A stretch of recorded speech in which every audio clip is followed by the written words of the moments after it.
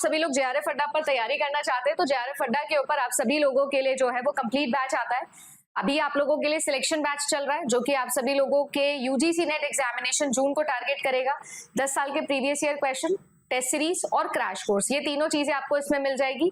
इसके अलावा 12 महीने का कंप्लीट पैक होता है। So if you are preparing तो 12 महीने में जो भी लॉन्च होगा इंक्लूडिंग सिलेक्शन बैच और क्रैश कोर्स और इग्निशन का कुछ भी पार्ट आएगा वो सब आपको लाइव मिलेगा। तो 12 महीने के अंदर जो भी लाइव चीजें आएगी वो सब आपको इस बैच के अंदर मिल जाती है। देखो नैड हो गया आप लोगों का, ठीक है ना, आप लोगों के बहुत सारे ऐसे रिपोजिटरीज हैं जो आज के जमाने में, डिजी लॉकर भी है एक, ठीक है, स्टेट लेवल पे अपने अपने होते हैं और फिर ऊपर से शोध चक्र भी आ गया, तो इनका कंफ्यूजन थोड़ा दूर करिएगा। आइए बात करते हैं। तो जो आप लोगों का नैड है, that is national academic depository है, इसका क्या काम है? आपको आज तक जितने भी एकेडमिक अवार्ड्स दिए गए हैं उन सबको आप एक जगह संभाल के रख सकते हो, इंक्लूडिंग योर यूजीसी का सर्टिफिकेट भी। आप अपना यूजीसी का जो सर्टिफिकेट है ना उसको भी यहाँ पर रख सकते हो। ये खास इसी के लिए बनाया है जिसमें 24/7 आप लोग अपने जितने भी सर्टिफिकेट से, जो भी डिग्री, डिप्लोमास, डिग्री, जितना भी सब कुछ है, जो एकेडमिक अवार्ड्स हैं, जो भी असेसमेंट बॉडीज हैं हमारे देश की,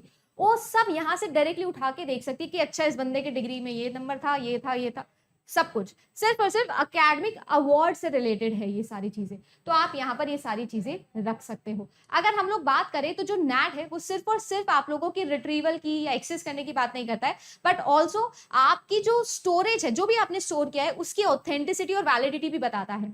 तो यूजीसी का मान लीजिए आपको नेट का सर्टिफिकेट मिलता है, आप इसके अंदर कर सकते हैं डिपॉजिट। अब आपको कुछ भी नहीं करने की जरूरत है, यूजीसी अपने आप यहाँ से वेरीफाई कर सकता है कि हाँ यार इस बंदे के पास में नेट का सर्टिफिकेट है। इस तरीके से ये यूज किया जाता है। अगर मैं बात करूं तो यहाँ पर 2 इंटरऑपरेबल डिपॉजिटरी है आप लोगों की, डिजिटल डिपॉजिटरीज। एक है आपको CVL, that is CDSL ventures limited, और एक है आपको एनएसडीएल का डेटाबेस मैनेजमेंट सिस्टम, ठीक है ना, एनडीएमएल इसको हम लोग बोलते हैं। तो ये दोनों ही चीजें हैं जो इसे संभालती हैं। नेक्स्ट हम लोग अगर बात करें तो आप लोगों का आ जाता है एनडीएल। अब ये क्या है? ये है national digital library. National digital library से नाम से ही समझ में आ रहा है कि ये क्या है, एक तरीके की लाइब्रेरी है। अब लाइब्रेरी में क्या होता है? बहुत सारी इंफॉर्मेशन होती है, बहुत सारी किताबें होती है, बहुत सारा कंटेंट होता है। बिल्कुल वैसे ही अगर ऑनलाइन डिजिटल फॉर्म के अंदर मैं बोलूँ तो ये डिजिटल फॉर्म के अंदर बुक्स, आर्टिकल्स, वीडियोस, जितनी भी थीसिस हैं, ऑडियोज हैं, वो सबके सब इसके अंदर आते हैं। सारा का सारा डिजिटल कंटेंट इसी के अंदर आता है। देन आता है आपका वर्चुअल लैब। आप लोगों के पिछले साल के एग्जाम के अंदर वर्चुअल लैब से क्वेश्चन आया था, इंपॉर्टेंट है। ये आप लोगों का national mission on education through ICT, information and communication technology का ये पार्ट है, जिसके अंदर हमारी जो देश है, हमारी जो मिनिस्ट्री ऑफ एजुकेशन है, that time ministry of human resource development थी, इन्होंने क्या किया था, जितने भी कंटेंट है उन सबको किस पे ट्रांसलेट करने की कोशिश करी थी? वर्चुअल मशीन्स पे। वर्चुअल मशीन्स मतलब जो डिजिटल मशीन्स होती है हमारी, वहां पर। अब इस प्रोजेक्ट के अंदर होता क्या है कि आप सभी लोग, बहुत सारे आईआईटीज थी जिन्होंने इसमें पार्टिसिपेट किया था। मेजरली अगर मैं बात करूं तो किसका काम था ये? आईआईटी दिल्ली का ये काम था। इन्होंने क्या किया, इन्होंने जो भी आपके सॉल्यूशंस हैं, है ना, जो भी बच्चे को जरूरत होती है, प्रैक्टिस हो, कंटेंट हो, उन सबको वर्चुअल मशीन पे लाके रख दिया। जैसे फॉर एग्जांपल आज ये क्लास है, मैं अपने घर में बैठ के आप लोगों के लिए क्लास ले रही हूँ, आप अपने घर में बैठ के ये क्लास आराम से ले रहे हो। तो बच्चे के लिए क्या हो गया, एक तरीके से शिफ्टिंग हो गई towards ICT based education, information and communication technology पर बेस्ड हो गया। अराउंड आप लोगों की 100 लैब्स है जो यहाँ पर है, 700+ वेब एनेबल्ड एक्सपेरिमेंट्स हैं जो यहाँ पर देखे जा सकते हैं। ठीक है जी। तो बेसिकली अगर आप लोग देखो तो ये रिमोट एक्सपेरिमेंटेशन को प्रमोट करने के लिए बनाया गया है कि किस तरीके से बच्चा प्रैक्टिकल नॉलेज को गेन कर सकता है। नेक्स्ट अगर हम लोग बात करें तो ई यंत्रा है, बहुत इंपॉर्टेंट है। आपसे ये पूछा गया था कि ये किसने बनाया प्रोजेक्ट, ई यंत्रा किस आईआईटी के अंदर आता है? तो याद रखेंगे यंत्र मतलब टूल होता है, यंत्र को हम इंग्लिश में टूल ही बोलते हैं।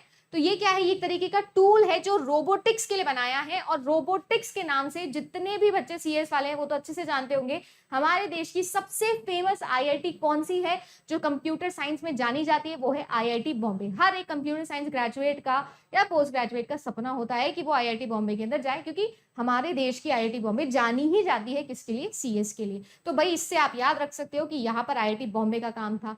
ठीक है ना। किसने कंसेप्चुलाइज किया था या किसके अंडर आता है? आई डोंट थिंक इतना डिटेल में जाएगा, फिर भी आपके लिए लिख दिया है। पर ये याद रखना कि आईआईटी बॉम्बे ने किया था, किसके लिए किया था? एम्बेडेड सिस्टम्स और रोबोटिक्स के लिए किया था। हार्डवेयर एसोसिएटेड हमारा देश अभी बहुत ज्यादा काम कर रहा है, ये भी याद रखना। Talk programme to a teacher, ये जो था एक तरीके का व्यू पार्ट था जिससे बच्चा टीचर से बात कर सकता है, ठीक है ना। अब ये सारी चीजें गवर्नमेंट की तरफ से आ रही है, तो ये जो था एक तरीके का व्यू है जो हम लोग देते हैं। देखो ऑल्दो डिटेल में हमें नहीं जाना चाहिए, बट एक बैक एंड होता है, एक फ्रंट एंड होता है और एक मिडिल एंड होता है। तो ये जो फ्रंट एंड है ना, ये उस फ्रंट एंड की बात की जा रही है कि कैसे हम लोग बात कर सकते हैं। बैक एंड पे तो सारा डेटाबेस वाला काम होता है, फ्रंट एंड पे होता है कि क्या आपको दिख रहा है, और वो हर बच्चे के लिए अलग होता है, हर यूजर के लिए अलग होता है व्यू। तो ये व्यू पर काम किया जाता है। इसमें भी बहुत सारे IITs हैं, NITs हैं जिन्होंने पार्टिसिपेट किया था। हमें इतना याद रखना है कि यहाँ पर व्यू जो है वो किसके लिए है, जितने भी प्रोजेक्ट्स चल रहे हैं ministry of government, I mean ministry of IT के अंदर, चाहे वो NLP हो, हैप्टिक्स हो। हैप्टिक्स मतलब क्या होता है, हाथों का इस्तेमाल करके जब हम कम्युनिकेट करते हैं, कम्युनिकेशन भी आप लोग पढ़ते हो, ये सारी चीजें। तो ये सारी चीजें जो है ये इन सबको प्रमोट करने के लिए बना है। ये भी IIT बॉम्बे का ही था। देन आता है ई आचार्य। सभी लोग जानते हैं आचार्य का मतलब होता क्या है, तो बस वहीं से रिलेट आप इसे करिएगा। ये एक तरीके का पोर्टल है जो ई कंटेंट को होस्ट करता है, जो भी आपके national mission of education through ICT के अंदर आता है। 70+ प्रोजेक्ट्स यहाँ पर हैं आप लोगों के, जिसके अंदर बहुत सारे डिसिप्लिन है, जैसे कि साइंस है, आर्ट्स है, इंजीनियरिंग है, सोशल साइंसेज है, सभी चीजें यहाँ पर आती हैं, ठीक है। ये चीज आपको याद रखनी है कि यहाँ पर जो भी आप लोगों का कंटेंट है, जो भी आप लोगों के सर्चेस हैं, उसको यूज करके यहाँ पर आपको या फिर आप कह सकते हो मेटा सर्च एनालिसिस को यहाँ पर यूज करके आपके लिए ई कंटेंट प्रोवाइड किया जाता है। तो यहाँ पर सबसे इंपॉर्टेंट चीज ये है कि आपका खुद का एक अकाउंट है, आपका खुद की एक स्पेस है जिस पर आप ये सारी की सारी सर्च चीजों को स्टोर करके रख सकते हो। तो ई आचार्य जो है वो इसी के लिए बनाया गया है, ठीक है जी। देन आता है आप लोगों का नेक्स्ट। अच्छा, ई आचार्य को लेकर ये सवाल भी पूछा जा सकता है कि यहाँ ये मल्टीमीडिया बेस्ड है, तो बिल्कुल ये मल्टीमीडिया बेस्ड आप लोगों का रहता है। नेक्स्ट अगर बात करूं तो ई कल्पा, ये भाई बहुत इंपॉर्टेंट है। देखो कल्प जो है वो यहाँ पर डिजाइंड है, अब ये कला से डिजाइन होता है, मतलब कला से रिलेटेड है। तो हमारी जो creating digital learning environment for design को लेकर ये बनाया गया है। ये भी अगेन आपके MHRD के अंडर ही आता है, और याद रखना है कि ये डिजाइन को लेकर है। नेक्स्ट आता है आप लोगों का फॉसी, फ्री या लिब्र या ओपन सोर्स सॉफ्टवेयर जो कि एजुकेशन में आते हैं। बहुत इंपॉर्टेंट टॉपिक है। ओपन सोर्स, कॉपीराइटेड है ना, प्रॉपर्टी, बहुत सारे आप लोगों के आते हैं। फॉस, फ्लॉस एक ही बात होती है, एग्जाम में पूछे जाते हैं, ICT के टॉपिक के अंदर भी पूछे जाते हैं। आपको सबको पढ़ाया हुआ है, ये सारी चीजें याद रखिएगा। अगर मैं बात करूं तो फ्री, लिब्र या ओपन सोर्स सॉफ्टवेयर की अगर हम बात की जाए तो यहाँ पर free of cost open source content आपको प्रोवाइड किया जाता है। अब देखो ओपन सोर्स से फायदा क्या होता है, जैसे मैं लिनक्स का एग्जांपल लेती हूँ, ये ओपन सोर्स है, OS है, ओपन सोर्स ऑपरेटिंग सिस्टम है। इसके बहुत सारे फ्लेवर्स आते हैं, जैसे कि आप सभी लोगों ने नाम भी सुना होगा, फेडोरा सुना होगा, रेड हैट सुना होगा, काली सुना होगा, ये सब आपने सुने होंगे। काली तो खास सुना होगा, हैकिंग के लिए यूज किया जाता है। तो अब क्या होता है, आप इसके सोर्स कोड को अपने कंप्यूटर पे डाउनलोड कर सकते हो। अब मतलब क्या है इसका, ये कैसे बना है ना, इसका कंप्लीट ब्लूप्रिंट आपके पास में है। अब आप इसके अंदर थोड़ा सा चेंज करके कुछ नया बना सकते हो। तो इस तरीके की आइडियोलॉजी को यूज करने के लिए हम यूज करते हैं फ्री, लिब्र या ओपन सोर्स सॉफ्टवेयर। तो ये क्या है, इससे आप लोगों की जो ये प्रॉप्राइटरी सॉफ्टवेयर पर डिपेंडेंसी है उसे कम करता है। तो बच्चा फ्री ऑफ कॉस्ट कंटेंट को अचीव कर सकता है, एक्सेस कर सकता है, ये इसका मतलब है, ठीक है जी। तो ये चीज आप लोगों की होती है, सो दैट जितने भी हमारे अकेडमी से, स्पेशली रूरल एरियाज की अगर हम लोग बात करें, तो वहां पर डिजिटल लिटरेसी भी इंप्रूव हो सके और फ्री ऑफ कॉस्ट या बहुत कम कॉस्ट के अंदर एजुकेशन पहुंच सके, ये इसका मेन मोटिव है।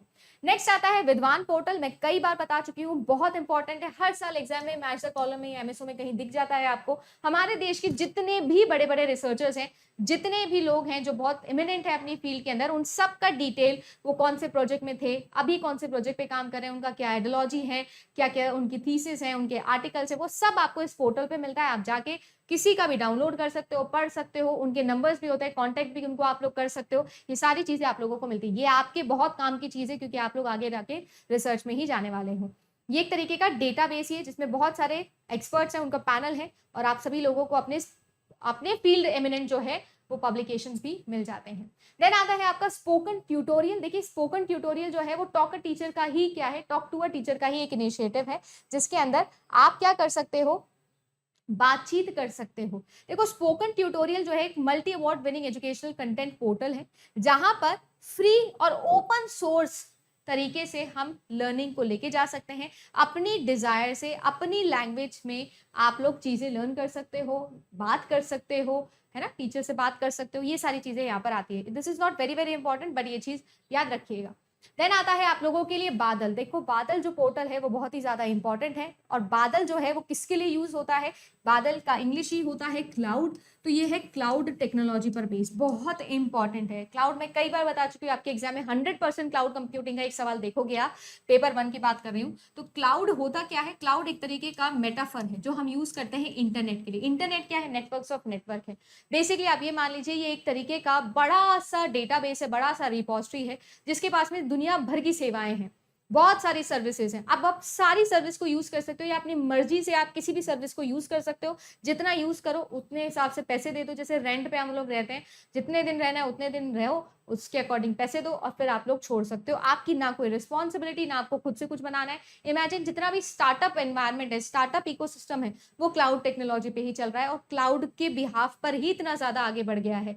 क्यों, बिजनेस सेटअप करने के लिए कोई बिल्डिंग खरीदने की जरूरत नहीं है ना, फिजिकल डिवाइसेस खरीदने की जरूरत नहीं, सब कुछ क्या है, सब कुछ वर्चुअली हो रहा है। तो इससे फायदा होता है, और इसी को लेकर हमारी सरकार भी बहुत सारा काम कर रही है। आईआईटी दिल्ली जो है वो इसे मेंटेन करता है, बहुत ही ज्यादा इंपॉर्टेंट है।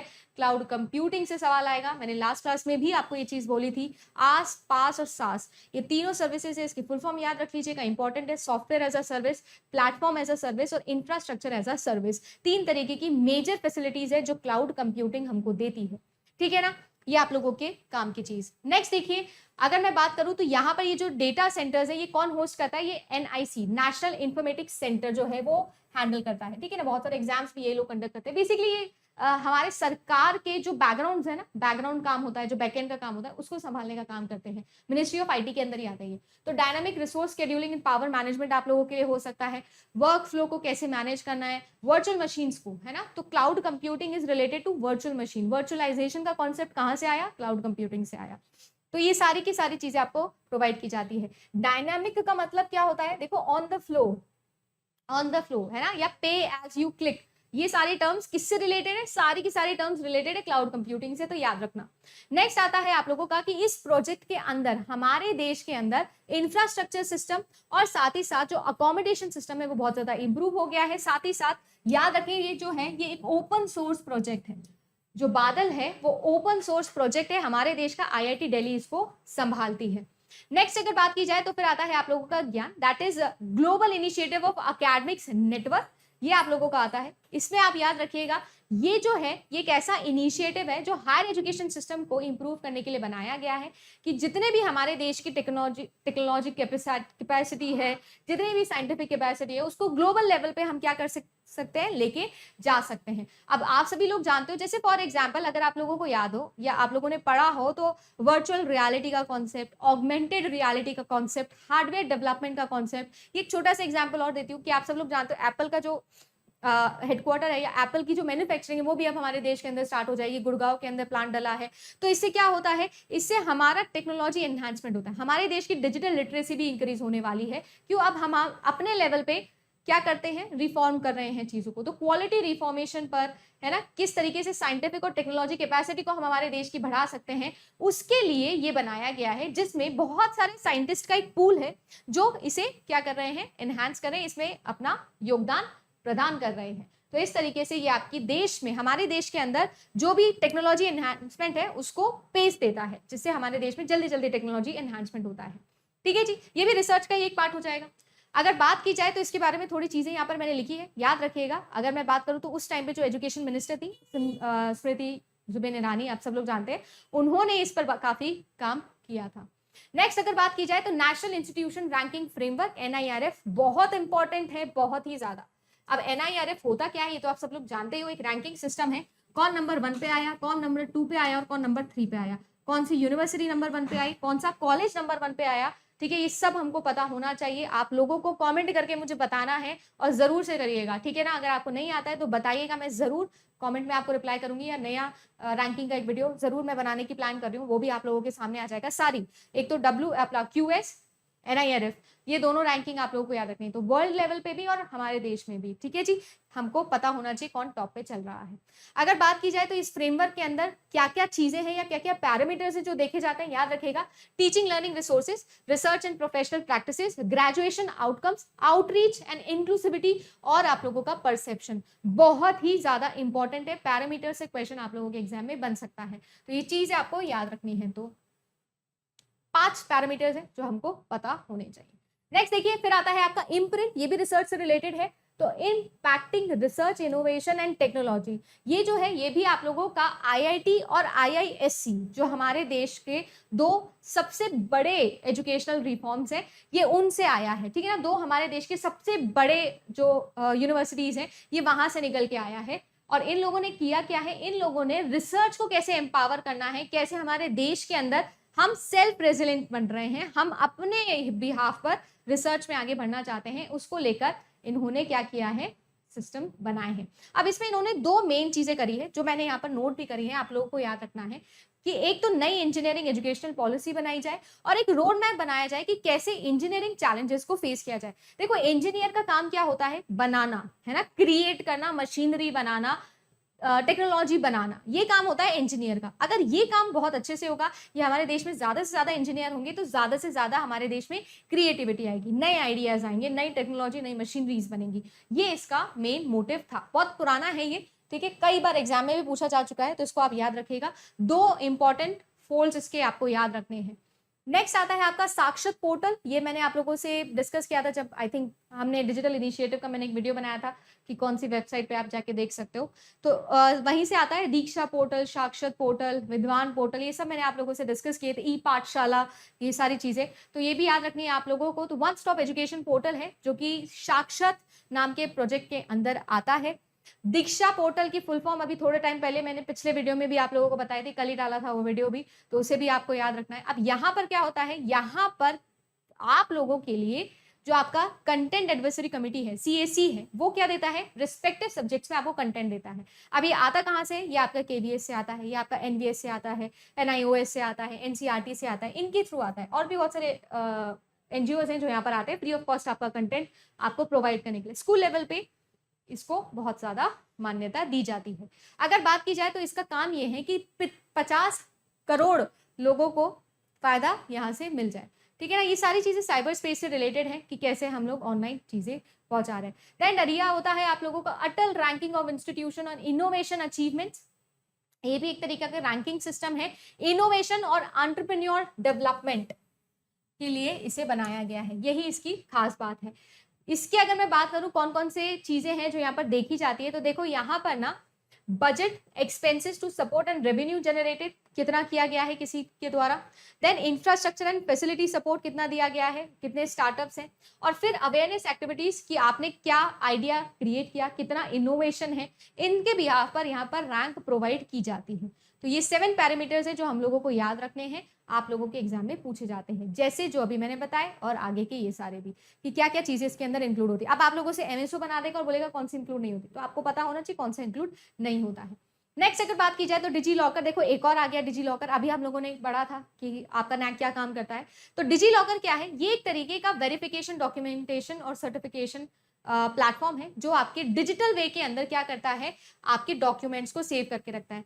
यहाँ पर अकेडमिक अवार्ड्स नहीं आया है, वहां पर अकेडमिक अवार्ड्स आया था, यहाँ पर ये नहीं है। ये एक तरीके की क्लाउड स्टोरेज स्पेस है और ये सारी चीजें आधार से लिंक होती है, वहां पर ऐसा कुछ भी नहीं था। अब सीन ऐसा है, आप अपने कोई भी डिजिटल डॉक्यूमेंट, आप जैसे वहां पर सिर्फ अकेडमिक अवार्ड से डिग्री, डिप्लोमा, ये सारी चीजें, यहाँ पर ऐसा नहीं है। आप अपना ड्राइविंग लाइसेंस, आप अपना पैन कार्ड, जो भी आपका ऑथेंटिकेटेड डॉक्यूमेंट है ना, वो सारे के सारे जैसे हम फिजिकल फॉर्म में रखते हैं, बिल्कुल वैसे ही अब आप डिजिटल फॉर्म में रख सकते हो।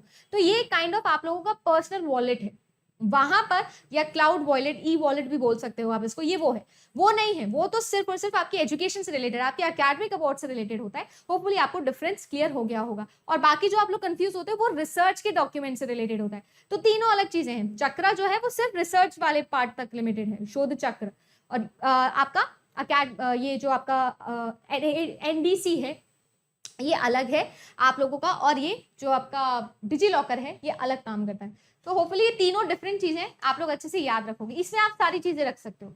सिटीजन हमारे देश का अगर कोई नागरिक है तो अपने सारे डॉक्यूमेंट इसके अंदर रख सकता है। आधार से ये लिंक होता है, वैसे भी आपको पता है मोदी जी को बड़ा पसंद है आधार से लिंक करना चीजें, तो ये बिल्कुल उसी के अंदर आता है। ठीक है जी। नेक्स्ट आता है आप लोगों का national programme on technology enhanced learning, NPTEL, बहुत इंपॉर्टेंट। टेक्निकल एजुकेशन को हमारे देश के अंदर प्रमोट करने के लिए आता है। टेक्नोलॉजी एनहांस्ड लर्निंग से ही पता चलता है। बहुत सी आईआईटीज है जो इसके अंदर पार्टिसिपेट करती है, जैसे कि देखो बहुत सी मतलब कितनी करती है ये भी पता होना चाहिए, आई थिंक 7 है, हाँ 7 है। बॉम्बे है, दिल्ली है, कानपुर है, खड़गपुर है, मद्रास है, गुवाहाटी है और रुड़की है। साथ ही साथ आपका IISc that is Indian institute of science जो कि बैंगलोर के अंदर सिचुएटेड है, वो भी आ जाता है। ठीक है जी। तो यहाँ पर अगर हम बात करें 2003 के अंदर ये स्टार्ट हुआ था, जिसके थ्रू हम लोग क्या कर सकते हैं, पढ़ सकते हैं। मैंने भी काफी पढ़ाई की है, आप भी करना। बहुत अच्छा कंटेंट आपको यहाँ पर मिलता है। आईआईटीज की प्रोफेसर्स पढ़ाते हैं बहुत ही डिटेल में और बहुत बहुत मजेदार तरीके से यहाँ पर कंटेंट आपको मिलता है, कभी जरूर देखिएगा इनको आप। ठीक है जी। तो ये एनपीटीएल है, 7 आईआईटीज है, याद रखना है नाम। देन आता है आप लोगों का ऑस्कर। हमारे देश में भी ऑस्कर चलता है भाई, open source courseware animation repository. ये थोड़ा अलग टाइप का है जी, इसको भी याद रख लीजिएगा।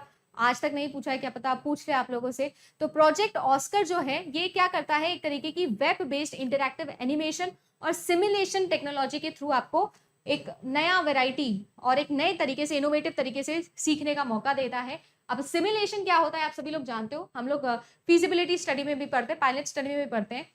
हमारे पास में एक्चुअल चीज नहीं है, पर हम चाहते हैं कि एक्चुअल चीज का फील आए, तो पहले हम उसका एक मॉडल, एक प्रोटोटाइप तैयार करते हैं, उसी को हम लोग सिमुलेशन कहते हैं, है ना। तो ये जो मॉडलिंग होती है, actual environment banana, so that हम सेंस कर सके, हम फिजिबिलिटी स्टडी कर सके कि एक्चुअली में ये चीज होगी तो कैसा होगा, उसे हम लोग बोलते हैं सिमुलेशन। तो ये उसी की तरक्की से बेस्ड है। ठीक है ना। तो यहाँ पर क्या किया जाता है, हमारे देश के अंदर कॉलेज लेवल में या स्कूल लेवल के अंदर बच्चे को साइंस से और मैथ से बड़ा डर लगता है, तो सिमुलेशन का इस्तेमाल करके उसे यहाँ पर पढ़ाया जा सकता है। ठीक है जी। नेक्स्ट अगर हम लोग बात करें तो शोध गंगोत्री और शोध गंगा आप लोगों का हो जाता है। तो ये क्या है, ये तो मैंने आपको पहले भी बताया हुआ है कि किस तरीके से गंगोत्री है, क्या आपका शोध गंगा है। देन आता है आप लोगों का वर्चुअल लर्निंग एनवायरनमेंट। देखो वर्चुअल लर्निंग एनवायरनमेंट की अगर हम लोग बात करें तो ये क्या है, ये एक तरीके का जो हमारी दिल्ली यूनिवर्सिटी है उनका एक इंस्पायर्ड प्रोग्राम है। इन्होंने क्या किया था, लाइफ लॉन्ग लर्निंग को प्रमोट करने के लिए ये एक तरीके का इनिशिएटिव लिया था, जिसके अंदर जो आपके मूडल मॉडल्स हैं उनकी मदद ली जाती। ठीक है जी। ये आपको याद रखना है। VLE क्या है, वर्चुअल लर्निंग एनवायरनमेंट। किसने बनाया, कब बनाया और क्या इसका मोटिव था, ये हमने देखा। ठीक है जी। पर अब ऐसा नहीं है कि केवल दिल्ली यूनिवर्सिटी ये करे, अब तो सभी लोग ये कर रहे हैं लाइफ लॉन्ग लर्निंग को प्रमोट करने के लिए, क्योंकि मोटिव ये है कि सीखने की कोई उम्र नहीं होती है, तो सभी तरीके से और वर्चुअली कहीं भी बैठ के कुछ भी करके आप लोग पढ़ सकते हो। तो ये यहाँ पर होता है। वैसे आप लोगों को मैं एक और चीज बताती हूँ, हमारे देश के अंदर या किसी भी यूनिवर्सिटी में आप कभी भी जा सकते हो, परमिशन लेके वहाँ की लाइब्रेरी में जा सकते हो, रिसर्च पेपर पढ़ सकते हो, आर्टिकल्स पढ़ सकते हो, कभी आपको मना नहीं किया जाएगा। बस आपको परमिशन ले लेते हैं लाइब्रेरियन की, अथॉरिटी की, और आप लोग आराम से जाके पढ़ सकते हो। ये भी सारी चीजें हमारे देश के अंदर अलाउड है। वो अलग बात है, हमने कभी ट्राई नहीं किया, बट ऐसा बिल्कुल होता है। ठीक है। आप अपना रिसर्च प्रपोजल बनाने के लिए ऐसा जरूर करना। देन आता है text transcription of video, hopefully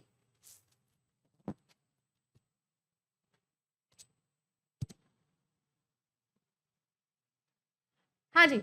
तो अब आ जाता है आप लोगों का नेक्स्ट। देखिए बेसिकली अगर मैं बात करूं तो लैंग्वेज की बात हो जाती है यहाँ पर, तो हम अपने लोकल लैंग्वेज में ट्रांसलेशन कर सकते हैं, इसीलिए हम लोग इसे यूज करते हैं। ठीक है। तो ये तो आई डोंट थिंक इतना इंपॉर्टेंट है, बट ये चीज है तो याद रख लीजिए। 2-4 एक्स्ट्रा है जी। SOS हो जाता है आप लोगों का, ये साइंस के लिए और सोशल साइंस के लिए और इंजीनियरिंग के लिए, इनके लिए यूज किया जाता है इसको। इसके अलावा मैनेजमेंट भी यहाँ पर आ जाता है। सॉफ्टवेयर एंड सिमुलेशन पैकेजेस, तो ये सारी चीजें भी है। आप लोगों को अगर याद हो तो पिछले साल हमारे एक क्वेश्चन आया था मैच द कॉलम वाला। ठीक है, कि साइंस था, मैथ्स था, सोशल साइंस था, है ना, ऐसे 4 चीजें दे दी थी और आप लोगों से पूछा गया था कि कैसे आप उन्हें रिलेट करोगे, उनके सिमुलेशन की डेफिनेशंस आ गई थी। तो आप याद रखिएगा इस तरीके के क्वेश्चंस भी बनते हैं। हमने लगा कि ICT का है कि टीचिंग का है कि कहाँ का है, तो भैया तीनों मिक्स करके हायर एजुकेशन के साथ में मिक्स करके आपको बढ़िया क्वेश्चन बना के दिया गया था। तो ऐसा नहीं है कि डायरेक्ट ही बनते हैं, आजकल क्वेश्चन बड़े मिक्स टाइप के क्वेश्चन भी आप लोगों के बन जाते हैं। एक तरीके का टेलर प्रोजेक्ट है, किस तरीके से आप लोग साक्षात पोर्टल के साथ में रिलेट करके इसे क्या कर रहे हो, science, social science, engineering, management, इसके अलावा बहुत सारे सिमुलेशन पैकेजेस हैं जो आप लोगों को यहाँ पर प्रोवाइड किए जाते हैं। अब क्योंकि यहाँ पर हम लोग सिमुलेशन की बात कर ही रहे हैं तो हम लोग एक और प्लेटफॉर्म की बात करते हैं जो है आपका EPG पाठशाला।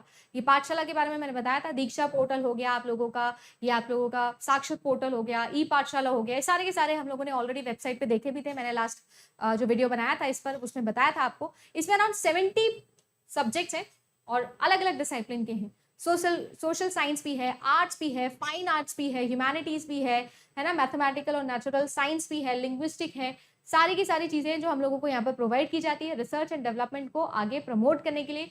और ये क्या है, रिपोजिटरी है, या ये भी कह सकते हो कि ई कंटेंट अवेलेबिलिटी है आप लोगों के लिए। 70 सब्जेक्ट्स, बहुत डिफरेंट डिसिप्लिन के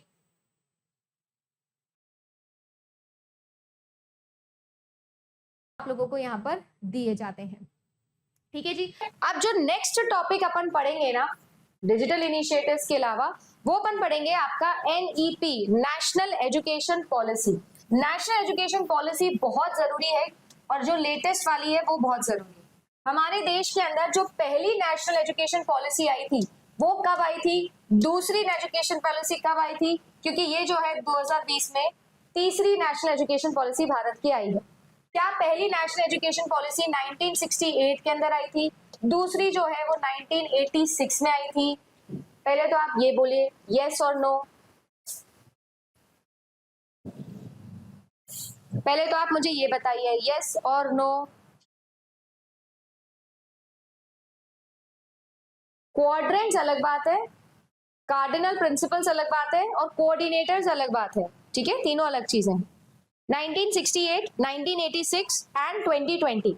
जो 1968 थी वो किसके आई थी? क्या वो कोठारी कमीशन के द्वारा थी? कोई बता सकता है क्या मुझे? Is it correct? क्या पहली जो थी क्या वो कोठारी कमीशन के द्वारा थी क्या? जो नेक्स्ट थी वो राधा कृष्णन कमेटी के द्वारा थी क्या? मेरे को पता नहीं, आपको तो पता है ना, मेरे को नहीं पता। आप बताओ मुझे, मेरे को थोड़ी ना आता है हायर एजुकेशन। आप हाँ बोलोगे तो मैं मान लूंगी। और जो ये थी कस्तूरी रंजन।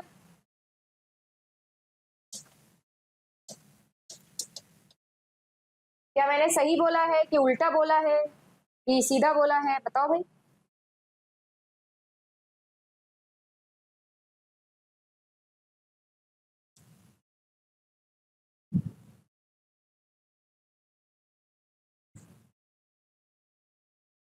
ये सीरीज में लास्ट टाइम लगाने को बोला था। हाँ बिल्कुल पूछा जाता है सीरीज लगाने के लिए। सही लिखेंगे मैंने? आप बताओ, मुझे थोड़ी ना पता है, आपको पता है। सही है, वेरी गुड। चलो बढ़िया बात है, आप बोल रहे हो तो मैं मान लेती हूँ कि आप सही बोल रहे होंगे। अब जो हम पढ़ने वाले हैं, हम वो पढ़ने वाले हैं नेशनल एजुकेशन पॉलिसी के बारे में जो कि 2020 में आई, क्योंकि ये लेटेस्ट है और इसमें कुछ ऐसे शब्द इस्तेमाल किए गए हैं जिस पर आपके हर शिफ्ट में एग्जाम आता है। अब आपका एग्जामिनेशन जो है वो 6 दिन के लिए होगा और टोटल 12 शिफ्ट में आपका एग्जाम होगा। और याद रखिएगा कि 12 की 12 शिफ्ट में आपके इस टॉपिक के आने की हाईएस्ट प्रोबेबिलिटी है, हाईएस्ट प्रोबेबिलिटी। कुछ नाम जो है वो मैं आप लोगों को लिखकर दे देती हूँ, कुछ नाम मैं आपको लिखकर दे देती हूँ कि कैसे। ठीक है, देखिए नेशनल एजुकेशन पॉलिसी के अंदर जो आप लोगों का फ्लिप्ड क्लासरूम कॉन्सेप्ट है, जो आप लोगों का फ्लिप्ड क्लासरूम कॉन्सेप्ट शब्द पर बड़े सवाल बने। हमारे लिए वोकेशनल एजुकेशन के ऊपर बहुत सवाल बने। इसके बाद मल्टीपल एंट्री मल्टीपल एग्जिट, इस शब्द के ऊपर बहुत सवाल आपके बने हैं, है ना। मल्टीपल एंट्री मल्टीपल एग्जिट, इस प्रकार के जो है वो आप लोगों के बहुत सारे सवाल जो है वो आपके बने हैं। एंड इसके अलावा जो आप लोगों की प्रोसेस है ना, कि आपकी सेकेंडरी एजुकेशन के अंदर क्या सिस्टम रहेगा, आपकी जो है वो सीनियर सेकेंडरी सिस्टम में क्या सिस्टम रहेगा, क्या जो है फॉर्मूला सेट होगा, और ग्रेजुएशन एंड पोस्ट ग्रेजुएशन। ठीक है, जैसे फॉर एग्जांपल एक क्वेश्चन मैं आपको याद दिलाती हूँ, आगे मैं बताऊंगी भी वो क्वेश्चन सॉल्व करके।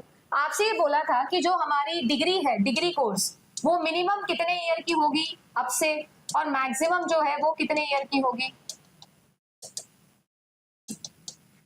ये आपसे पूछ लिया गया था। तो हम जानते हैं कि हमारी देखिए 3 साल का जो है वो ग्रेजुएशन होता है, प्लस इसके अंदर जो है वो 2 साल का हमारा पोस्ट ग्रेजुएशन होता है, तो मैक्सिमम जो है वो 5 साल का हो गया।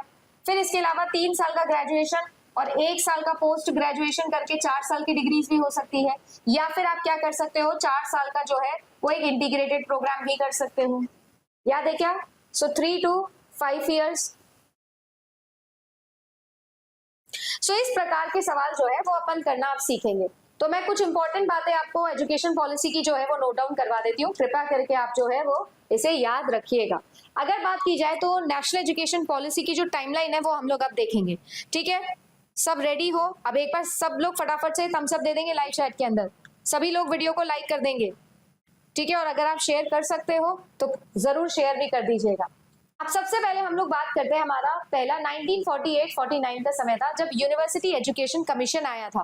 क्रोनोलॉजी ऑर्डर याद रखना है, तो ये कब आया था आपका? 1948 से 49 के बीच में। फिर 1942-53 के बीच में सेकेंडरी एजुकेशन कमीशन आपका आया था। 64 से 66 के बीच में आप लोगों का क्या आया था? आपका एजुकेशन कमीशन आया था अंडर DS कोठारी। और 68 के अंदर हमारी पहली नेशनल एजुकेशन पॉलिसी मानी जाती है कि फाइनली आई थी। 1976 के अंदर 42nd कॉन्स्टिट्यूशनल अमेंडमेंट हुआ था, और इस अमेंडमेंट के अंदर जो हमारा एजुकेशन था उसको थर्ड लिस्ट, कॉन्करेंट लिस्ट में डाल दिया गया था, ठीक है? ये कब हुआ था? 1976 में। फिर 1986 के अंदर आपकी जो नेशनल एजुकेशन पॉलिसी थी वो दूसरी आ गई थी, और ये जो है फिर 2016 के अंदर एक रिपोर्ट बनाई गई इसी के ऊपर, जो कि सुब्रमण्यम रिपोर्ट थी, सुब्रमण्यम कमेटी रिपोर्ट। इस रिपोर्ट के अंदर 2019 में जो है वो एक और कमेटी को सरपास किया, डॉक्टर के कस्तूरी रंजन कमेटी, चेयरमैन का नाम हमेशा पहले आता है। एंड 2020 में फिर एक रिवाइज्ड नेशनल एजुकेशन पॉलिसी बनाई गई जिसमें 86 के जितने भी डिफॉल्ट्स थे उनको रेक्टिफाई करने का बात किया गया। तो पहले तो आपको ये सारी टाइमलाइन पता होनी चाहिए। If somebody is a history student, उसको इसके बीच की भी बहुत सारी चीजें पता होगी क्योंकि वो अपने सब्जेक्ट में पढ़ता है। बट जैसा मैंने कहा, मैं हायर एजुकेशन मेरे जैसे बच्चों को आज पढ़ा रही हूँ, जो बेचारे छोड़ के जाते हैं हायर एजुकेशन, वो एटलीस्ट आज जो पढ़ा रही हूँ वो पढ़ के चले जाना। तो ये टाइमलाइन जो है वो अपन को याद करनी है बेटा, करनी ही है, कोई ऑप्शन नहीं है। अब देखो नेशनल एजुकेशन पॉलिसी के जो की पॉइंट्स थे ना, उनमें देखिएगा, सबसे पहले अगर मैं बात करूं तो हमारे लिए आया था कंटिन्यूअस रिव्यू। कंटिन्यूअस रिव्यू का मतलब ये है कि जो रिसर्च है उसके ऊपर सस्टेनेबिलिटी लेकर आना या एजुकेशनल एक्सपर्टीज लेकर आना, उसके लिए रेगुलर असेसमेंट की जो जरूरत है वो हम लोग लेकर आएंगे। देन टेक्नोलॉजी का यूज हम बेहतरीन तरीके से करेंगे टीचिंग में, लर्निंग में, और हम लोग जो ये लैंग्वेज बैरियर है इसे रिमूव करेंगे, है ना? मैं अक्सर क्लास में बोलती हूँ, जब पढ़ाती हूँ तो बच्चे बोलते हैं मैम हिंदी में बोलिए ना, हिंदी में लिखिए ना, या हिंदी, तो मैं हमेशा उनको बोलती हूँ कि अगर हमारे लिए लर्निंग इंपॉर्टेंट है तो लैंग्वेज बैरियर को भूलना पड़ेगा। हम ये लैंग्वेज जो है इसको हम लोग, ठीक है, नहीं काम कर सकते इसके बिना। सो ये हो गया आपका। देन अगर मैं बात करूं तो हमारा प्रमोटिंग ईच स्टूडेंट्स का होलिस्टिक डेवलपमेंट। अब ये होलिस्टिक वर्ड टीचिंग में भी पढ़ते हो आप। होलिस्टिक का मतलब क्या होता है? ओवरऑल, कॉम्प्रिहेंसिव तरीके से, चारों तरफ से जो है वो होना चाहिए, यानी सिर्फ एकेडमिक ही नहीं, नॉन एकेडमिक तरीके से भी आपके बच्चे का विकास होना चाहिए। लाइट बट टाइट, ये कीवर्ड बहुत इंपॉर्टेंट है, याद रखिएगा।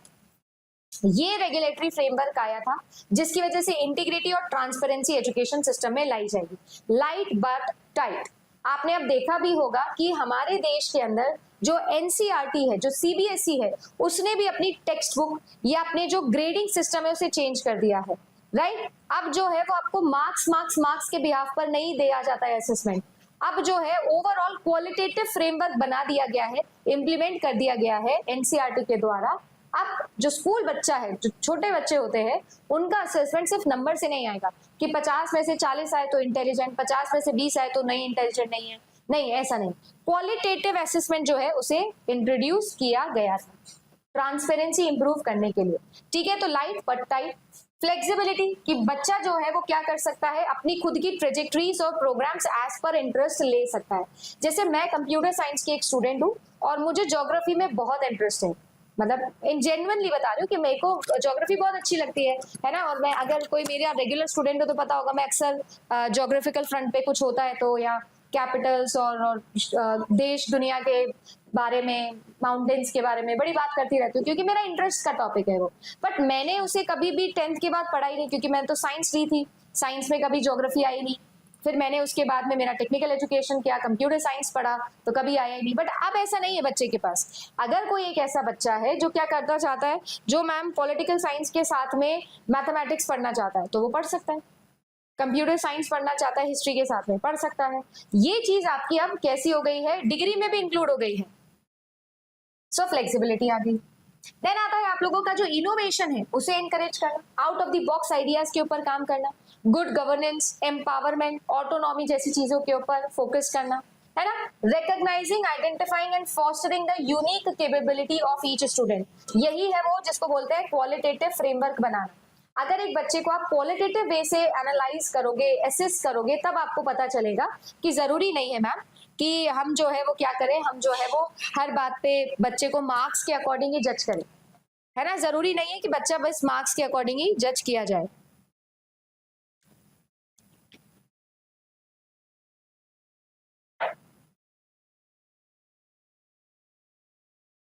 You like history? No no, I don't like history. History और मैं एक दूसरे को म्यूचुअली डिसलाइक करते हैं, तभी तो हायर एजुकेशन नहीं पढ़ाती। ठीक है। नेक्स्ट आता है आपका life skill such as communication, है ना, कैसे टीम वर्क, कोऑपरेशन हो सकता है, रेजिलियंस कैसे बढ़ाया जा सकता है, उसके ऊपर भी काम किया जाएगा। लाइफ स्किल्स वोकेशनल एजुकेशन में भी आएगा कि करियर ऐसा होना चाहिए जो आपको जॉब दे, लाइफ स्किल्स सिखाए। ठीक है, एक बार हिंदी में भी इसकी रीडिंग लगा लीजिएगा कृपया करके सभी लोग।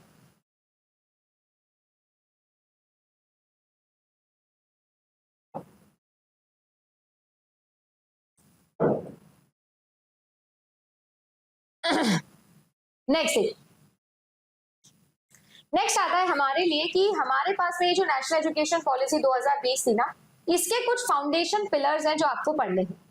ठीक है ना, क्या क्या फाउंडेशन पिलर्स है वो देखना। AEQAA, ये इसका एब्रीनेम है और इसका मतलब है access, equity, quality, affordability, accountability, ये सब चीजें। कोई बच्चा बोल रहा था कि मैम कार्डिनल प्रिंसिपल का सीक्वेंस पूछा हुआ था, तो बेटा सबसे पहले एक्सेस आता है, फिर इक्विटी आता है, फिर क्वालिटी आता है, फिर अफोर्डेबिलिटी, अकाउंटेबिलिटी आप लोगों का आता है। ठीक है जी। नेक्स्ट अगर हम लोग बात करें तो यहाँ पर क्या क्या मतलब है इसका, देखो एक्सेस का मतलब ये होता है कि हमें गारंटी करनी है क्या, कि यूनिवर्सल एक्सेस होना चाहिए from pre primary to higher education.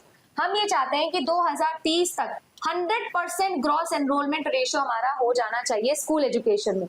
GER कितना हो जाना चाहिए, 100% बाय 2030।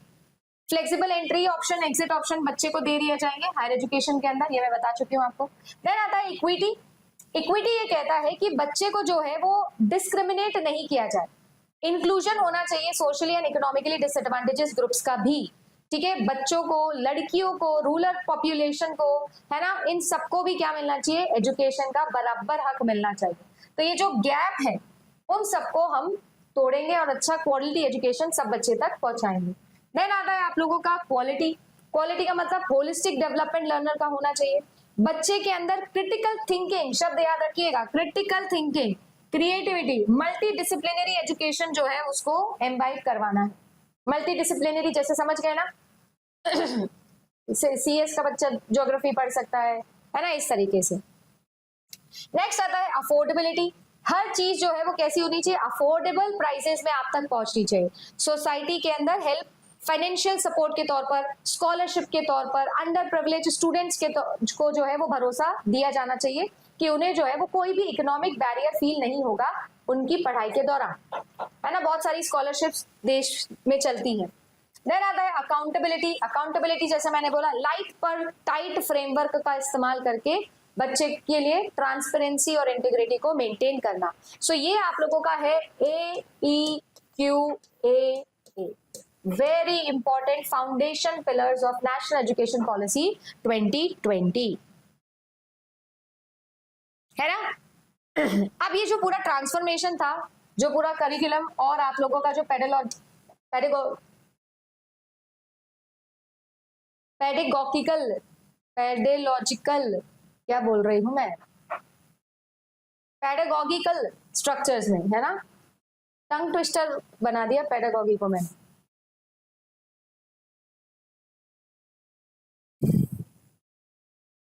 मैम वास्तव गवर्नमेंट वोकेशनल एजुकेशन प्रमोट कर रही है, पर जब यूजीसी नेट एग्जामिनेशन की बात आती है तो ब्रांच सब्जेक्ट से करो।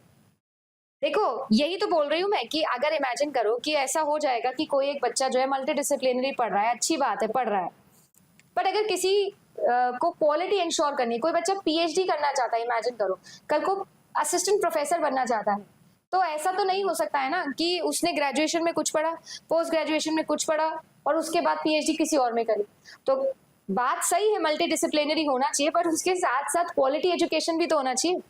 कल को कोई टीचर जो है वो सही से तो पढ़ाए। जब उसको खुद को ही डीप नॉलेज नहीं है किसी टॉपिक की, तो वो बच्चे को पढ़ाएगा कैसे अच्छे से।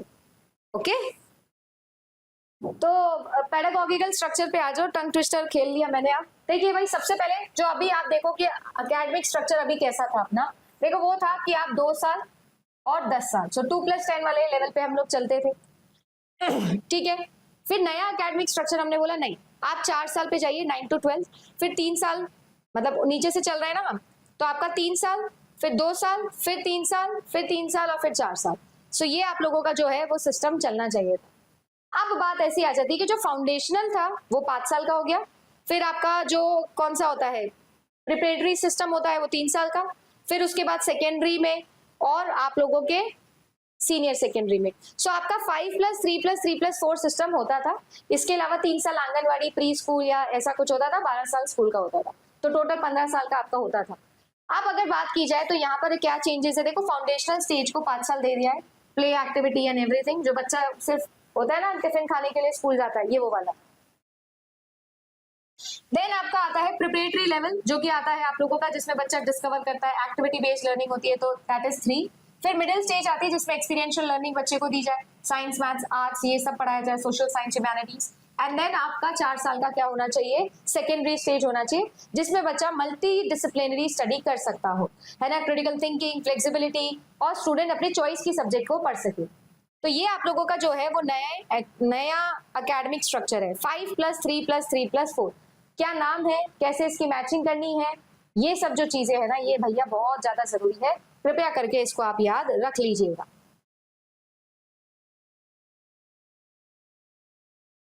राइट, आज तक मुझे एलकेजी और यूकेजी का फुल फॉर्म नहीं पता चला। अरे इनको एलकेजी और यूकेजी का फुल फॉर्म बताइए जी। फंडामेंटल ऑफ कंप्यूटर है। आ जाओ भैया, अगले आ जाओ। ट्रांसफॉर्मेशनल रिफॉर्म्स के ऊपर हम लोग बात करते हैं। सो सबसे पहले आप लोगों का आता है यूनिवर्सल एक्सेस। यूनिवर्सल एक्सेस का मतलब है pre primary school to grade 12 school, ठीक है ना। टारगेट क्या है कि 2030 तक 100% आप लोगों का ग्रॉस एनरोलमेंट रेशियो हो जाना चाहिए। फिर early childhood care institutes and education आनी चाहिए, 3 से 6 साल तक के बच्चे को 2025 तक एजुकेशन पहुंचा देनी है हमको। फिर 10+2 सिस्टम को हमने 5+3+3+4 में डिवाइड किया है।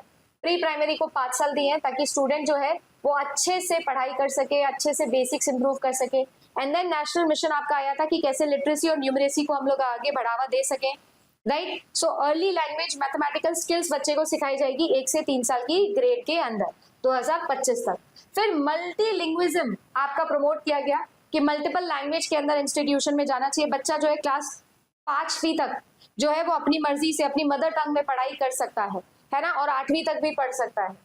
तो ये आप लोगों को बोला गया। फिर रिफॉर्म्स एग्जामिनेशन में आए। एग्जामिनेशन, बोर्ड एग्जामिनेशन को जो है वो 2 पार्ट्स में डिवाइड किया। आप जानते हो 2 बार बोर्ड्स होते हैं हमारे देश में, है ना, 10th 12th। फिर आप लोगों का आया क्या, परख सेंटर्स बने, है ना, न्यू नेशनल असेसमेंट सेंटर्स, परख के नाम से।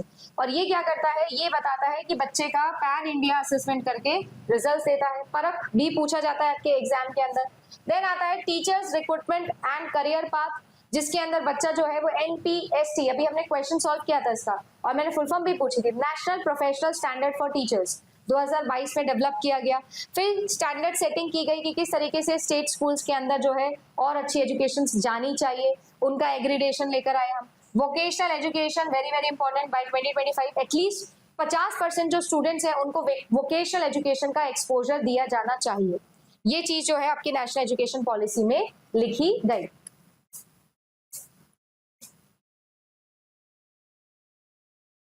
यस, किंडरगार्टनर कॉन्सेप्ट इसको बोलते हैं। गुड।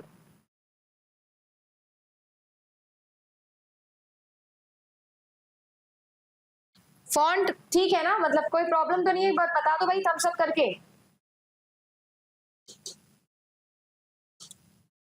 ठीक है, जो मैंने येलो से हाईलाइट किया है बहुत ज्यादा देख लीजिएगा उसको। नेक्स्ट आप लोगों का जो है वो अब देखना था हायर एजुकेशन में हमने क्या क्या रिफॉर्म्स किए, और ये आपके लिए बहुत जरूरी है। कब बच्चा क्या करता है, 50% देखकर टिक करके आ जाता है, बट 50% हायर एजुकेशन में, स्कूल एजुकेशन में 100% है। तो हायर एजुकेशन वाला आप ध्यान से देख लेना, क्योंकि आप तो हायर एजुकेशन को बिलोंग करते हो। सो सबसे पहले देखिए, हमारा जो ग्रॉस एनरोलमेंट रेशियो है वो हमें बढ़ा के 50% तक लेके जाना है 2033 तक। 30 भी नहीं है, 2035 है। फिर होलिस्टिक मल्टी डिसिप्लिनरी एजुकेशन हमारे पास में आ जाना चाहिए था यूजी लेवल्स पर। ठीक है, फिर यूजी और पीजी डिग्रीज को हमने बोल ही दिया है कि या तो 3 साल की करेंगे या 4 साल की करेंगे। सर्टिफिकेशन जो है वो आप कर सकते हो। मल्टी डिसिप्लिनरी जो आप लोगों का एजुकेशन है, रिसर्च यूनिवर्सिटीज है जिसकी अभी हम बात कर रहे थे, देखो वहां पर हमारे पास में परख बना था, यहाँ पर हमारे पास में मेरूज बने, multi disciplinary education and research universities, ताकि वो रिसर्च को प्रमोट कर सके हर फील्ड में। रैशनलाइज्ड इंस्टीट्यूशनल आर्किटेक्चर हमारा बनाया गया, जिसके अंदर हमने ये बोला कि जितने भी हायर एजुकेशनल इंस्टीट्यूशंस हैं वो क्लस्टर बनाएंगे, नॉलेज हब्स बनाएंगे, और एटलीस्ट 3000 से ज्यादा बच्चा जो है उनको सर्व करेंगे। देन आपका एनआरएफ नेशनल रिसर्च फाउंडेशन बनाई गई, कि हमारे देश के अंदर रिसर्च का कल्चर नहीं है, अभी भी नहीं है। लिखना अलग बात है, पर अगर देखा जाए तो नहीं है हमारे।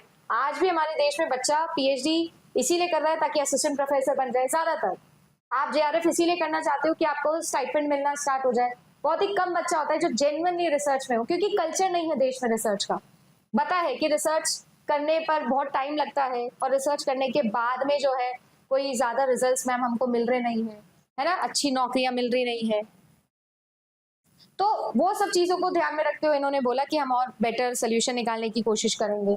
ठीक है, फिर आया आपका रेगुलेटरी बॉडीज बनाई गई, जैसे कि higher education commission of India, and इस पर आपको गारंटीड सवाल मिलेगा, क्योंकि आपको पता है कि अब यूजीसी है ना, आपका नेशनल एनसीटीई, आपका जो है वो एआईसीटीई, ये सब अब क्या हो जाएंगे, डिसॉल्व हो जाएंगे, और अब आपका सिंगल बॉडी बन जाएगी। और ये बिल भी अब आप पास हो चुका है, बिल तो पास है ना।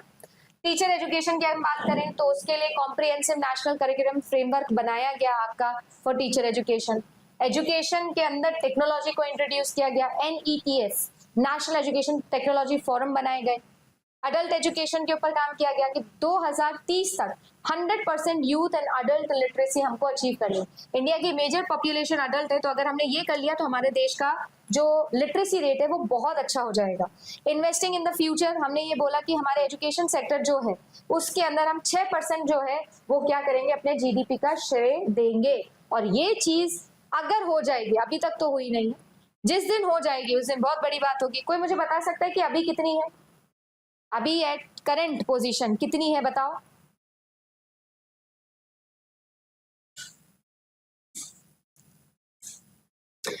यस, विकसित भारत शिक्षा अधिकारी सिस्टम, हाँ बिल्कुल सही। ये बताओ मुझे आप, अभी जीडीपी का कितना परसेंट जो है वो हम लोग करते हैं? आपको पता है अपनी जीडीपी जो है, उस टोटल जीडीपी, उस टोटल जीडीपी जो है उसके हम मात्र 0.3% से लेकर 0.5% का खर्चा हम रिसर्च में करते हैं।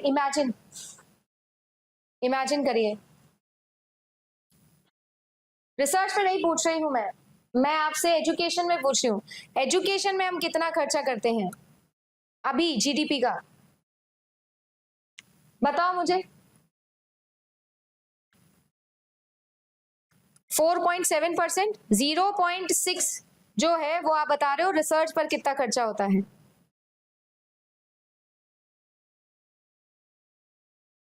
कोड 55 HRM की class, commerce spotlight by JRF Adda पे मैनेजमेंट की क्लास होती है, वो आप देख सकते हो। Higher education commission of India आप लोगों की हो गई single umbrella term entire body के लिए। देखो इसके अंदर बोला 4 वर्टिकल्स बनाएंगे, हमारे लिए अब तो बहुत ही जरूरी हो गया क्योंकि अब तो बिल पास हो गया है। सो बेसिकली ये देखो क्या है, national education regulatory council NHERC बना, रेगुलेशन करेगा ये। फिर आप लोगों का स्टैंडर्ड सेटिंग के लिए जनरल एजुकेशन काउंसिल बनाया गया, GEC। देन आप लोगों की फंडिंग के लिए, जिसके लिए UGC जाना जाता था, उसके लिए अब आपका HEGC बन गया, हायर एजुकेशन ग्रांट्स काउंसिल। ठीक है, फिर आप लोगों के एग्रीडेशन के लिए NAC को बनाया गया, नेशनल एग्रीडेशन काउंसिल। ये 4 इसके क्या होंगे, वर्टिकल्स होंगे, नाम सिंगल होगा, that is higher education commission of India. Then अगर मैं बात करूं तो इसके अंदर जो आप लोगों का NHERC है, इसका काम क्या होगा, colleges, universities complete academic standards and policy को ये फॉलो करते हैं कि नहीं करते, रेगुलेशन प्रॉपर है कि नहीं है, ये आप लोगों को पूछा जाता है। देन आपसे ये बोलना कि आपका जो GEC है वो क्या करेगा, वो आपको गाइडलाइंस बना के देगा, जिनको रेगुलेट करने का काम ये करता है। फिर आपकी ग्रांट्स की बात हो गई, फंड देना, पैसा देना, ठीक है, यूनिवर्सिटीज को रिसर्च के लिए, एकेडमिक पर्पस के लिए, वो आपका HEGC करेगा। और एग्रीडेशन का काम मतलब क्या हो गया कि क्वालिटी इंश्योर करना, स्टैंडर्ड्स को एडहेरेंस करना, उसके लिए रैंकिंग वैंकिंग निकालना, वो सब काम जो है वो आप लोगों का NAC करेगा। कोई भी कॉलेज के अंदर अगर आप एंट्री लेते हो, अब तो आपका तो हो गया है ना, अब तो हो गए आप 45 एक साल के, बट आपके घर में कोई छोटा होगा जो कॉलेज जाएगा, तो NAC ग्रेडिंग हम पढ़ते हैं, ठीक है ना, कितना ग्रेड उसको मिला हुआ है, उस बिहाफ पे आप एडमिशन लेते हैं। देन आप लोगों के जो मैंने इंपॉर्टेंट पॉइंट्स क्लास की शुरुआत में बोला था आपको, उसमें देखो मल्टी डिसिप्लिनरी एजुकेशन हो ही गया है। मल्टी डिसिप्लिनरी मतलब फ्लेक्सिबल, कोई भी बच्चा किसी भी फील्ड का कुछ भी पढ़ सकता है, तो arts and science, academics and vocational सब मिक्स हो गया है, ठीक है ना। रिसर्च और आपके एजुकेशन यूनिवर्सिटीज भी बनाई गई मल्टी डिसिप्लिनरी, मेरू के नाम से। एकेडमिक बैंक ऑफ क्रेडिट्स बनाए गए। एकेडमिक बैंक ऑफ क्रेडिट का मतलब ये है ABC सिस्टम आपने बनाया, जिसमें आप क्या करोगे, एकेडमिक क्रेडिट्स को ऑनलाइन डिजिटल स्टोरेज में भी रखोगे और उस बिहाफ पर मल्टीपल एंट्री मल्टीपल एग्जिट हो जाएगी। कोई बच्चा बीच में पढ़ाई छोड़कर अगर जाता है तो वहीं से वो कंटिन्यू कर सकता है, समझ गए, वो वहीं से उसे कंटिन्यू कर सकता है। तो उसे क्या कर सकते, वो ABC सिस्टम के द्वारा ये कर सकता है। नेक्स्ट आता है आप लोगों का NRF, नेशनल रिसर्च फाउंडेशन बनाई गई। ये रिसर्च कल्चर को हमारे देश में प्रमोट करेगा, और ऐसा नहीं कोई पर्टिकुलर डिसिप्लिन में, ऑल डिसिप्लिन के अंदर प्रमोट करेगा, सभी के अंदर। हाँ, क्रेडिट्स का ट्रांसफर कर दिया जाएगा। नेक्स्ट फिर आप लोगों के जो टीचर एजुकेशन है, देखो उसके अंदर भी आपके बहुत सारे रिफॉर्म्स आए। 4 साल की जो इंटीग्रेटेड B.Ed डिग्री थी वो मिनिमम क्वालिफिकेशन बना दी गई अब, है ना, आप देखते हो।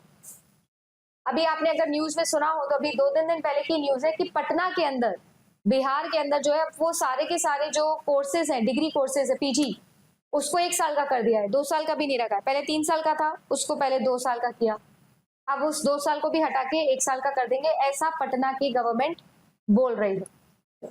अब आप इमेजिन करो, कुछ दिनों में ये बोलेंगे कि छोड़ो काम ही छोड़ो, करना ही नहीं है कुछ भी, ठीक है। बट फिर नौकरी जब निकालनी होगी तब बोलेंगे दी भैया B.Ed लाइए, नेट लाइए, एक पैर पे नाच के दिखाइए, आप जो है वो नहीं हमको दूसरा प्लेनेट खोज के बताइए आप, फिर हम नौकरी देंगे आपको, है ना।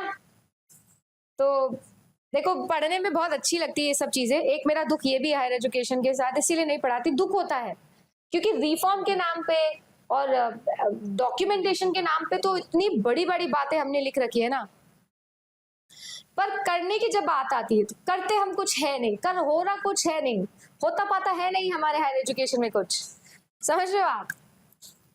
तो इससे थोड़ा मुझे दुख लग जाता है। मैं क्या, आई डोंट नो, मैं आप लोगों तक पहुंचता है वो मेरी बात या नहीं पहुंचती, बट मैं बहुत पैशनेट हूँ इस चीज को लेकर, एजुकेशन को लेकर, टीचर। मैंने अपने जीवन में बहुत सारी चीजें छोड़ी है ना, 3 सरकारी नौकरियां छोड़ी है, सब कुछ किया है मैंने सिर्फ इस चीज के लिए, क्योंकि मुझे हायर एजुकेशन में इंटरेस्ट है, रिसर्च में इंटरेस्ट है, टीचिंग मेरा पैशन है। तो बड़ा दुख लगता है, तो मैं इसलिए पढ़ती नहीं फिर, क्योंकि फिर क्या है, मैं इस बातें करूंगी फिर आपको बुरा लगेगा, तो इसीलिए आ जाते भैया देख लो, पढ़ लो तुम एग्जाम के लिए। 100% ग्रॉस एनरोलमेंट रेशियो की मैं बात करूं तो वो 2030 तक आना चाहिए, ऐसा बोला गया इन्होंने। फिर अगर मैं बात करें तो मीडियम ऑफ इंस्ट्रक्शन आपको बताइए, ग्रेड 5 तक तो मदर टंग कंपलसरी कर ही दी, आप 8 तक भी पढ़ना चाहते हो तो भी कोई दिक्कत नहीं, ठीक है। फिर असेसमेंट रिफॉर्म्स आए जिसके अंदर लाइट बट टाइट वाला सिस्टम आया, और कंटिन्यूअस एंड फॉर्मेटिव असेसमेंट आया। क्वालिटेटिव असेसमेंट जो है वो तो अब लागू भी हो गया है।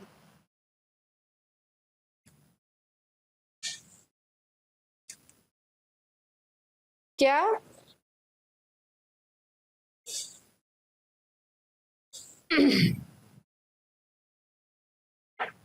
ये बात तो आपने सही बोली है, जनरल वाली तो बात सही बोली है।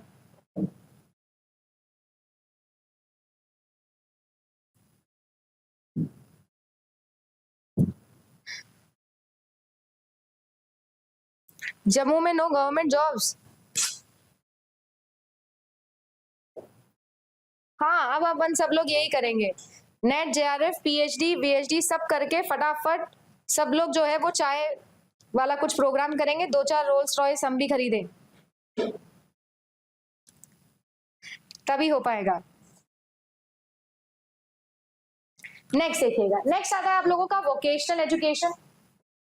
अगर वोकेशनल एजुकेशन की मैं बात करूं तो it was introduced from class 6, grade 6 से इंटर्नशिप बेस्ड लर्निंग की जाएगी। एटलीस्ट 50% लर्नर्स को जो है वोकेशनल एजुकेशन तक पहुंचाना है 2025 में, ठीक है। इंटरनेशनलाइजेशन ऑफ हायर एजुकेशन, यानी कि टॉप फॉरेन यूनिवर्सिटीज इंडिया में आएगी, स्टूडेंट एक्सचेंज प्रोग्राम हम रन करें, ग्लोबल एक्सपोजर बच्चे को मिले। एजुकेशन के अंदर टेक्नोलॉजी लेकर आई, ठीक है, हमारा NETF, digital infrastructures, online assessment and online learning tools हमको दिए जाएंगे। इंस्टीट्यूशनल रीस्ट्रक्चरिंग की बात की गई, कॉलेजेस जो है उनको ऑटोनॉमस डिग्री ग्रांटिंग इंस्टीट्यूट्स बनाया जाएगा। फिर हम लोग कॉलेजेस को है वो यूनिवर्सिटी का कॉन्स्टिट्यूएंट बनाएंगे। एफिलिएटेड कॉलेजेस जो है उनका सिस्टम ही हम लोग फेज आउट कर देंगे। Then open and distance learning के ऊपर बात की जाएगी, जिससे एक्सपेंशन किया जाएगा। जब हायर एजुकेशन की बात आई जाती है तो सारा डॉक्यूमेंटेशन, सारा रिपोर्टिंग जो है हायर एजुकेशन का वो होता है all India survey on higher education के ऊपर, है ना। ये आपका 2010-2011 में एस्टैब्लिश हुआ था। हायर एजुकेशन की जितनी भी पॉलिसी फॉर्मुलेशन है, सारा मॉनिटरिंग है, सब काम आपका AISH ही देता है, all India survey on higher education. Next अगर मैं बात करूं तो आता है आप लोगों का spark, scheme for promotion of academic and research collaboration. बहुत इंपॉर्टेंट है ये जो है, ये 2018 के अंदर लॉन्च किया गया था।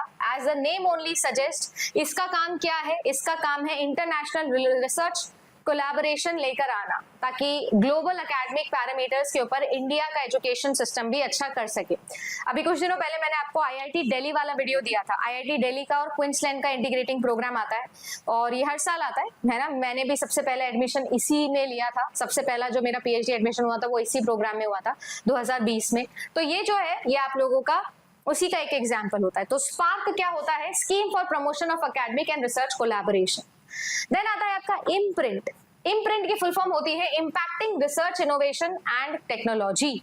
ये 2015 में आया था। ये MHRD जो कि आप आज के टाइम पे मिनिस्ट्री ऑफ एजुकेशन है, और IITs एंड IISc जो आपका institute of science and technology है बैंगलोर वाला, वो उन्होंने मिलकर किया था, ताकि इंजीनियरिंग एंड टेक्नोलॉजिकल चैलेंजेस जो है इंडिया के अंदर उनको एड्रेस करा जा सके, रिसर्च को और ज्यादा इम्पैक्टफुल बनाया जा सके, इसीलिए आया था इम्प्रिंट। देन आया आपका NR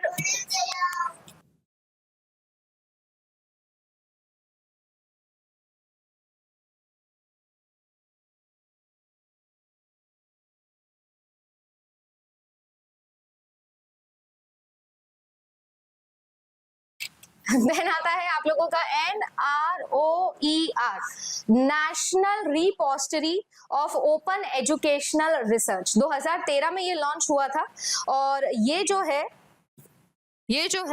ये आप लोगों का एक फ्री एक्सेस देता है एजुकेशनल रिसोर्सेज जो होते हैं ना, टीचर्स और स्टूडेंट्स दोनों को, जिसपे NCERT और CET आपकी और जो आपकी मिनिस्ट्री ऑफ एजुकेशन है उन तीनों ने मिलकर इसको बनाया है।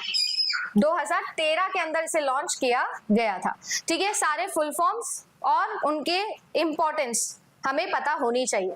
तो जो बच्चा हिंदी में देखना चाहता है उनके लिए भी जो है वो हिंदी में भी मैंने यहाँ पर सारी चीजें लिख दी है। ऑल इंडिया सर्वे हो गया, स्पार्क हो गया, इम्प्रिंट हो गया, है ना,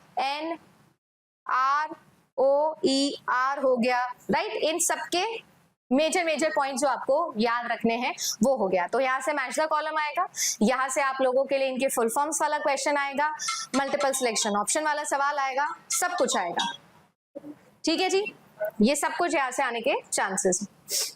नेक्स्ट हम लोग बात करते हैं हमारी next set of full forms की। तो देखिए, सबसे पहले हमारे लिए आता है IQAC, internal quality assurance cell.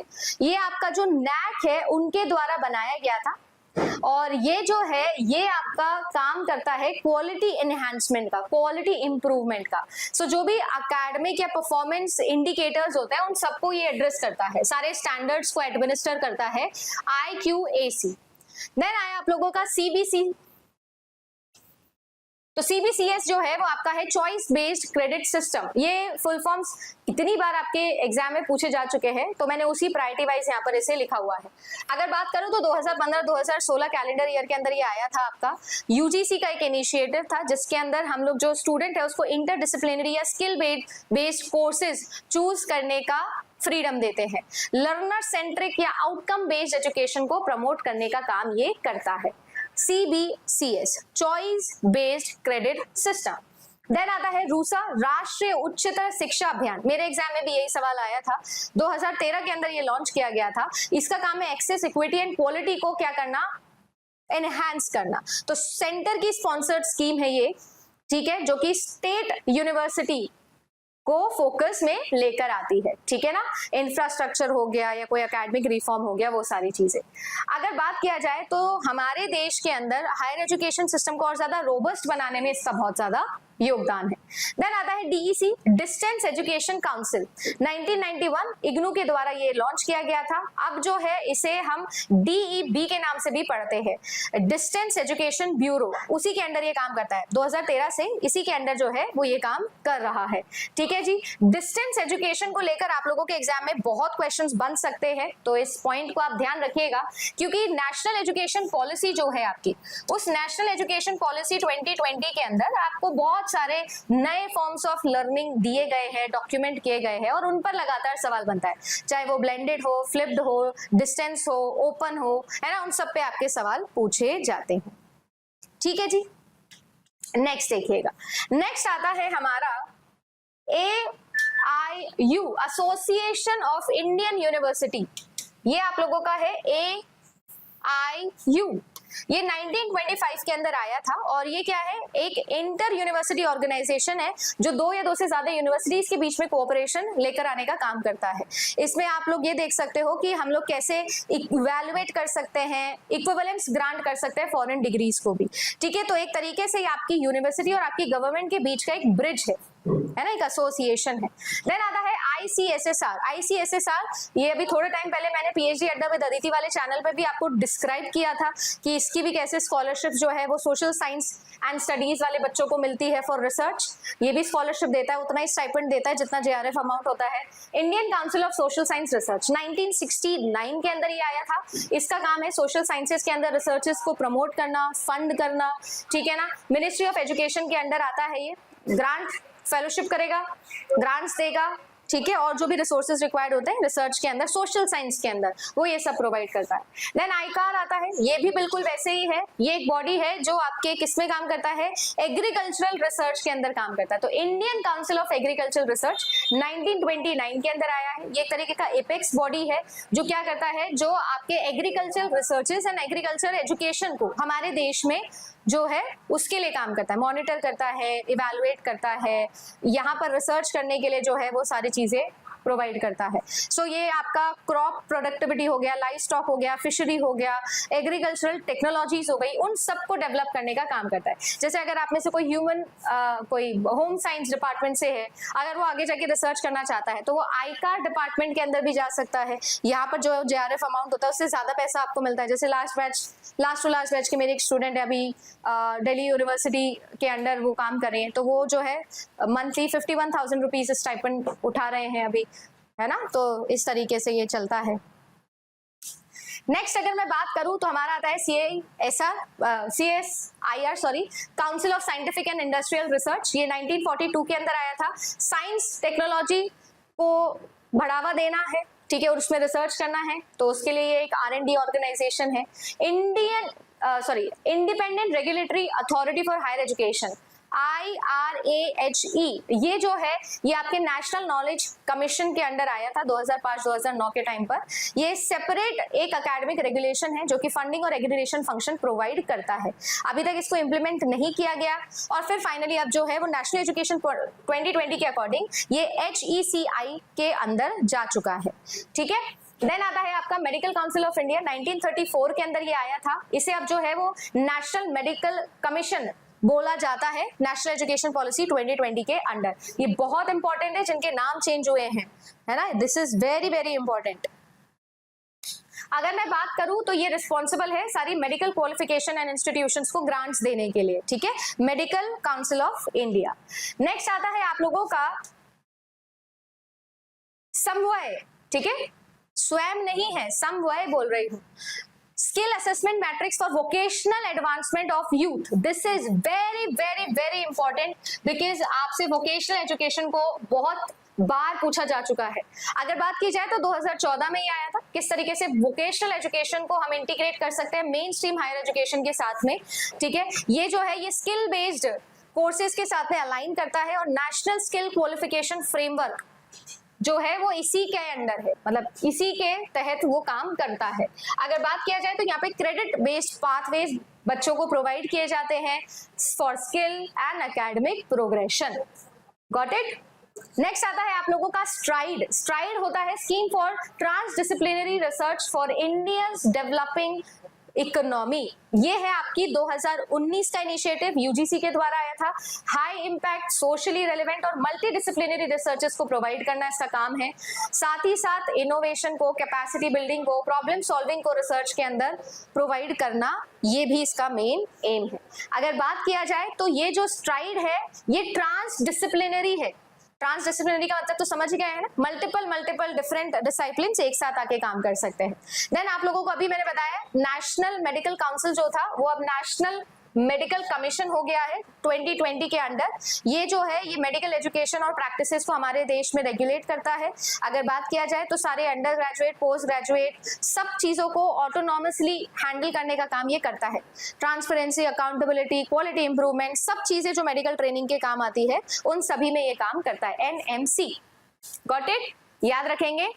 Next अब हमारा आ जाता है नेशनल स्किल क्वालिफिकेशन फ्रेमवर्क। ये आया था आपका 2013 के अंदर, दिसंबर 2013 के अंदर। अगर बात की जाए तो ये जो है ये आपके सारे के सारे कॉम्पिटेंसी बेस्ड एक फ्रेमवर्क है जो फॉर्मल, नॉन फॉर्मल, इनफॉर्मल सबको इंक्लूड करता है, जिसमें आपके नॉलेज, स्किल, एप्टीट्यूड, रिस्पॉन्सिबिलिटीज, इन सब का एक फ्रेमवर्क बनाया गया है। So multiple entry, multiple exit pathways है, वर्टिकल एंड हॉरिजॉन्टल मोबिलिटी है, अलाइनमेंट है वोकेशनल ट्रेनिंग के साथ में जनरल एजुकेशन सिस्टम का, इन सब का जो है वो एक मिक्सचर आप लोगों को यहाँ पर मिलने वाला है।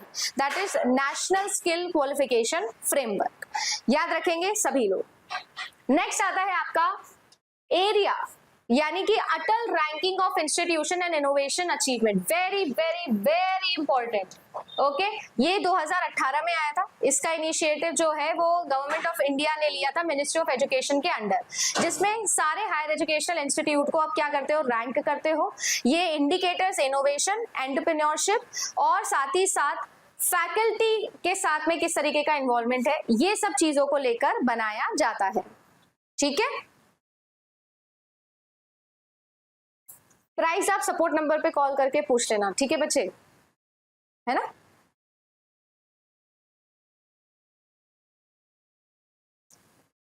अटल ranking of institution on innovation achievement.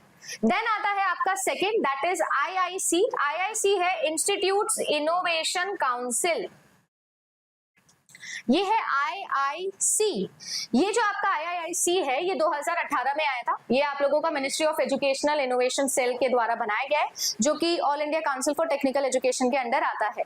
ये जो है ये क्या करता है, ये आपके हायर एजुकेशन इंस्टीट्यूशंस को के अंदर इनोवेशन को, एंटरप्रेन्योरशिप को, स्टार्टअप कल्चर को प्रमोट करने का काम करता है। इंक्यूबेशन सेंटर्स जैसे बनते हैं ना, बिल्कुल वैसे ही। अगर बात किया जाए तो देन आता है आप लोगों का स्कूल इनोवेशन काउंसिल। ये 2022 में आया, बहुत लेटेस्ट है, ये जुलाई 2022 में आया था नए सेशन में। ये जो है ये आप लोगों के MIC के अंडर ही काम करता है। तो MIC, all India council for technical education और CBSE तीनों ने मिलके जो है वो स्कूल में किस तरीके से आइडिया क्रिएशन पर, डिजाइन थिंकिंग पर, अवेयरनेस के ऊपर बच्चा काम कर सकता है स्कूल लेवल पर, वो सारी चीजें यहाँ पर सिखाई जाती है, प्रोटोटाइपिंग एंड एवरीथिंग, ठीक है जी। नेक्स्ट अगर बात की जाए तो आता है आपका KAPILA, that is Kalam programme for IP literacy and awareness. ठीक है, IP is intellectual property, IP is not internet protocol, it is intellectual property. तो किस तरीके से अवेयरनेस हम लोग फैला सकते हैं आईपी राइट्स को लेकर, पेटेंट को फाइल करना है कैसे, इनोवेशन कल्चर को कैसे प्रमोट करना है, इन सब चीजों को लेकर। क्योंकि आप भी जानते हो आज के टाइम पर सबसे इंपॉर्टेंट चीज अगर कोई है तो वो है आपका डेटा, और आपका जो डिजिटल डेटा है, डिजिटल रिसोर्सेज है, वो सब आईपी के अंडर आते हैं आपके, ये सब आपकी इंटेलेक्चुअल प्रॉपर्टी है ना। तो इनको किस तरीके से पेटेंट करवाना है, इनमें किस तरीके से इनोवेशन रूल्स आते हैं, उसको लेकर अवेयरनेस क्रिएट करना। ठीक है जी, that is Kalam programme for IP literacy and awareness, very important. 2020 में आया था ये भी। National innovation and startup policy आ गई, NISP। आपको पता है हमारे देश के अंदर अब जो कहा जाए तो अब देखो मोदी सरकार जो है वो बहुत ज्यादा बिजनेस ओरिएंटेड सरकार रही है। आप जानते हो ना, अक्सर ये बोला जाता है जैसे कांग्रेस जो है वो गवर्नमेंट जॉब्स ओरिएंटेड रही थी, वैसे ही आपकी जो मोदी सरकार है वो बिजनेस ओरिएंटेड बहुत रही है। तो स्टार्टअप कल्चर को प्रमोट करने के लिए इन्होंने बड़े काम किए हैं। 2019 के अंदर ये आया था, और ये जो है ये किस तरीके से आप हायर एजुकेशनल इंस्टीट्यूशन में किसी भी एक स्टूडेंट या फैकल्टी के लिए कैसे वो स्टार्टअप कल्चर को समझ सकता है, उसकी क्या पॉलिसीज होती है, एंटरप्रेन्योरशिप इकोसिस्टम क्या होता है ना। अगर आप लोगों ने देखा हो तो आपके शहर के अंदर जो सबसे बड़ी NIT होगी, अगर कोई IIT आपके शहर में है, कोई बहुत बड़े से बड़ा इंस्टीट्यूशन आपके शहर में है, तो आप देखना सेंटर लेवल कोई बड़ा इंस्टीट्यूट अगर आपके शहर में है ना, तो उनमें हमेशा एक इंक्यूबेशन सेंटर आपको मिलेगा, है ना। इंक्यूबेशन सेंटर के अंदर यही होता है, अलग अलग बड़े बड़े कंपनीज, बड़े बड़े स्टार्टअप्स जो है वो बैठे होते हैं। आप जाके वहाँ इंटरव्यू दे सकते हो, आप जाके खुद भी काम कर सकते हो, सरकार उन चीजों को प्रमोट करती है, राइट। देन आता है आपका NBA, national board of accreditation, ये बहुत इंपॉर्टेंट है। ये जो है ये 1994 में एज अ वॉलंटरी बॉडी आया था। अगर बात किया जाए तो ये जो है ये क्या करता है, ये एग्रीडेट करता है टेक्निकल प्रोग्राम्स को, लाइक इंजीनियरिंग, मैनेजमेंट, और ये quality standard and continuous improvement के ऊपर फोकस करता है।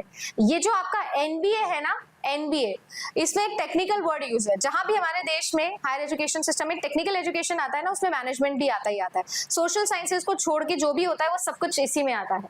फिर आता है आप लोगों का नेशनल कमीशन ऑफ और या for minority educational institution, NCMEI, ये 2004 में आया था, जो कि इसी एक्ट के अंदर आया था। स्टैट्यूटरी बॉडी है ये, जो कि क्या करती है, जो माइनॉरिटीज है उनकी राइट्स को सेफगार्ड करती है सभी के सभी एजुकेशनल इंस्टीट्यूशन के अंदर, चाहे वो स्टेट हो या सेंटर लेवल।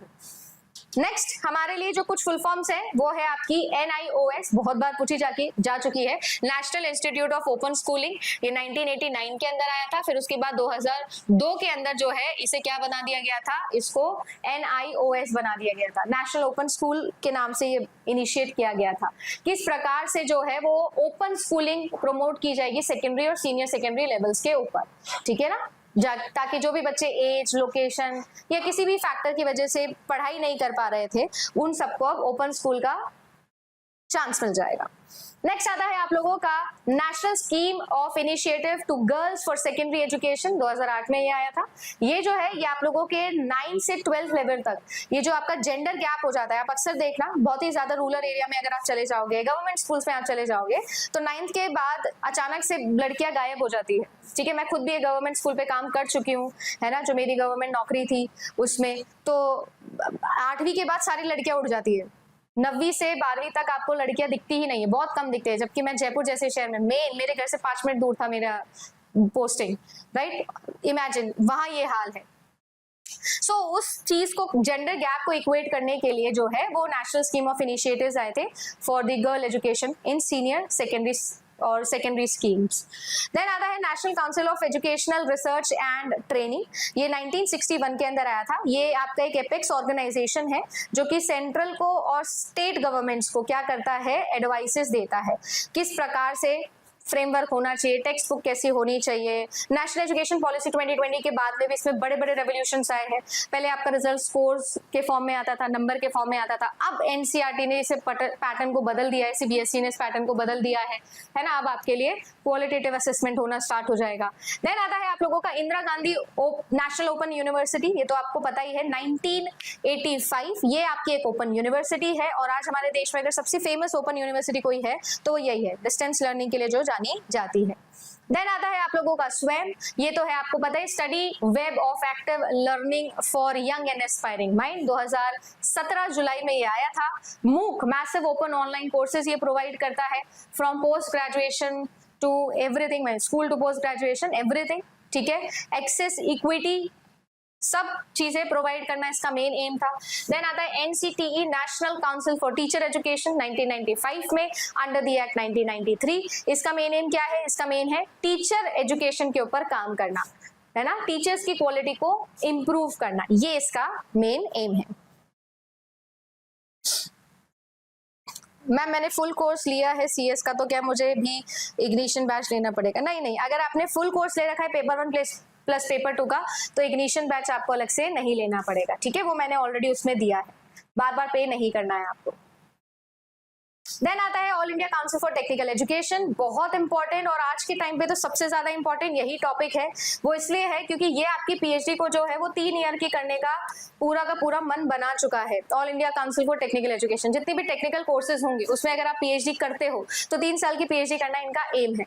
पीएचडी अड्डा विद अदिति चैनल पर अगर अभी आप तक नहीं गए हो तो जाकर देखना, मैंने पूरी पॉलिसीज इनकी वहां पर समझाई है, और अब जो है ये बहुत जल्दी डिसीजन मेकिंग में भी आ जाएंगे, ठीक है ना। तो यूजीसी अब आपका पीएचडी नहीं करवाएगा, अगर आप टेक्निकल से हो तो आप कौन करवाएगा? All India council for technical education करवाएगा। अभी तक बना नहीं है नॉर्म, बट यस ड्राफ्टिंग वगैरह सब हो चुकी है। पर ये सारा जो है all India council for technical education ये 1945 के अंदर आया था, और एक स्टैट्यूटरी स्टेटस इसको 1987 में मिल चुका था। इंजीनियरिंग, मैनेजमेंट, फार्मेसी, इन सब के अंदर कैसे क्वालिटी स्टैंडर्ड्स लाने हैं, नए इंस्टीट्यूशंस बनाने हैं, नए प्रोग्राम्स इनिशिएटिव्स लाने हैं, रिसर्च के ऊपर काम करना है, ये सब ये जो है संभालता है। देन आता है आप लोगों का CEC, consortium for educational communication, 1993 के अंदर आया था। तो किस प्रकार से आईसीटी का इस्तेमाल किया जा सकता है, एजुकेशनल ब्रॉडकास्टिंग का काम करना, मल्टीमीडिया रिसोर्स शेयरिंग का काम करना, कुल मिला के किस प्रकार से डिजिटल एजुकेशन को बढ़ावा देना है, ये इनका काम होता है, सीईसी। देन आता है आपका नैक, अभी हमने एनबीए के अंदर ये टर्म पढ़ा था, national assessment and accreditation council, 94 में आया था, यूजीसी ने बनाया है, एक ऑटोनॉमस बॉडी है जो क्या करती है, रैंकिंग निकालती है या बेसिकली ग्रेडिंग देती है, असेस करती है और एग्रीगेट करती है हायर एजुकेशन इंस्टीट्यूशंस को according to the quality, accountability and continuous improvement in benchmarking के अकॉर्डिंग, है ना। आप किसी भी एडमिशन में जब जाते हो, किसी भी यूनिवर्सिटी एडमिशन में आप जाते हो, तो उसका नैक ग्रेडिंग आप देखते हो, जैसे ए ग्रेड मिला हुआ है, ए प्लस ग्रेड मिला हुआ है, कौन सा ग्रेड मिला हुआ है नैक का, वैसे। देन आता है आपका NMEICT, ये बहुत पहले पूछा जाता था, आजकल मैंने इन दिनों ये इतना नहीं देखा है, बट स्टिल, है ना, ये भी जरूरी तो है। National mission on education through ICT, मतलब इंफॉर्मेशन एंड कम्युनिकेशन टेक्नोलॉजी, 2009 में आया था। जो हमारी आज की MOE है, मिनिस्ट्री ऑफ एजुकेशन है, उस टाइम की ministry of human resource development, उन्होंने बताया था कि किस प्रकार से हम लोग ई कनेक्टिविटी, हम लोग ई कंटेंट पर काम कर सकते हैं, ICT का यूज करके किस प्रकार से एजुकेशन में रेवोल्यूशन लाया जा सकता है। देन आता है आपका NAD, नेशनल एकेडमिक डिपॉजिटरी, ठीक है ना, नेशनल एकेडमिक डिपॉजिटरी 2017 में एस्टैब्लिश हुआ था। जितने आपके एकेडमिक अवार्ड्स है, चाहे वो डिग्री हो, डिप्लोमा हो, सर्टिफिकेट्स हो, चाहे आपकी मार्कशीट्स हो, वो सबको अब आप एक जगह रख सकते हो, एक जगह ऑनलाइन सेव करके रख सकते हो।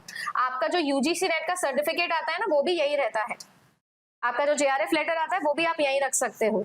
तो इससे होता क्या है कि अब एक जगह वो सेव है, तो जितने भी इंस्टीट्यूट होंगे हमारे देश के अंदर, वो सबको अगर आपका सर्टिफिकेट लेना होगा तो वो यहाँ से ले लेते हैं, ठीक है। देन आता है आप लोगों का SSA, सर्व शिक्षा अभियान, ये 2001 में ओरिजिनली लॉन्च किया गया था, एक फ्लैगशिप प्रोग्राम है जो कि 6 to 14 इयर्स के बच्चों के बीच में किस प्रकार से एलिमेंट्री एजुकेशन होना चाहिए, क्या उनका रिटेंशन होना चाहिए, कैसा एक्सेस होना चाहिए, क्या क्वालिटी होना चाहिए, है ना, 6 से 14 साल तक के बच्चों के लिए इसे बनाया गया था। देन आता है आपका IRINS, Indian research information network system, very important, okay, in practical sense also this is very important, 2017 में आया था। तो information library network, INFLIBNET, information library network, और CSIR जो कि आपकी साइंस की जो रिसर्च ऑर्गेनाइजेशन है, इन दोनों का इंटीग्रेटेड प्रोग्राम है ये, जिसके अंदर किस प्रकार से रिसर्च इंफॉर्मेशन को एग्रीगेट करना है, for Indian researchers and institution, उसका काम ये करता है। ठीक है, तो एक तरीके का यूनिक रिसर्चर आईडी दे देता है ये आपको, आपकी इंस्टीट्यूशनल इंफॉर्मेशन, सब कुछ, कोलैबोरेशन, सारा आपका research output, Indian research output, सब कुछ एक जगह दिखता है।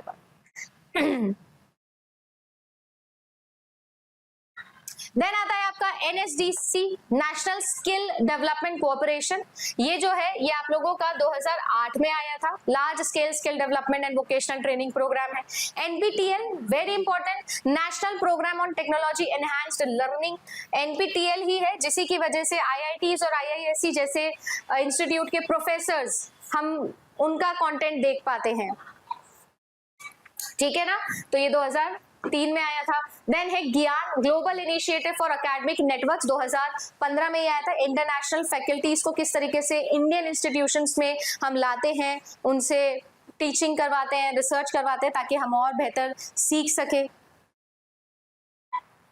ठीक है, देन आता है आपका पेंसिल फॉर्म। अब भाई पेंसिल है platform for effective enforcement for no child labour, 2017 में आया था। एक ऑनलाइन पोर्टल है जिसके अंदर आप ट्रैक कर सकते हो कि किस प्रकार से जो है वो हमारे देश में चाइल्ड लेबर होता है। ठीक है, child labour is a big problem हमारे देश में, तो उसको ट्रैक करने के लिए पेंसिल स्कीम लाई गई।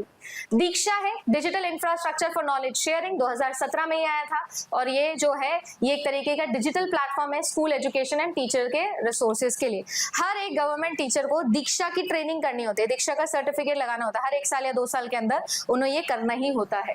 देन एक युक्ति, young India combating covid with knowledge tech and innovation, 2020 में ही आया था। ये बताता है किस प्रकार से इनोवेशन एंड सॉल्यूशन हम निकाल सकते थे या निकाले हैं हायर एजुकेशन इंस्टीट्यूशन ने 2019 कोविड के दौरान। युक्ति। देन आप लोगों का कुछ और बेसिक फुल फॉर्म्स है, जैसे आप लोगों की है school quality assessment and accreditation framework, SQAAF, 2023 में आया था। ये CBSE लेकर आया है इसको, किस तरीके से स्कूल के अंदर क्वालिटी को मेंटेन किया जा सकता है, जैसे स्कूल हायर एजुकेशन में होता है NQAAF में, वैसे ही स्कूल में। देन संकल्प आया, skill acquisition and knowledge awareness for livelihood promotion, ये 2018 में आया था। एक तरीके का वर्ल्ड बैंक सपोर्टेड प्रोजेक्ट है जो कि स्किल डेवलपमेंट प्रोग्राम्स को और ज्यादा स्ट्रेंथन करता है।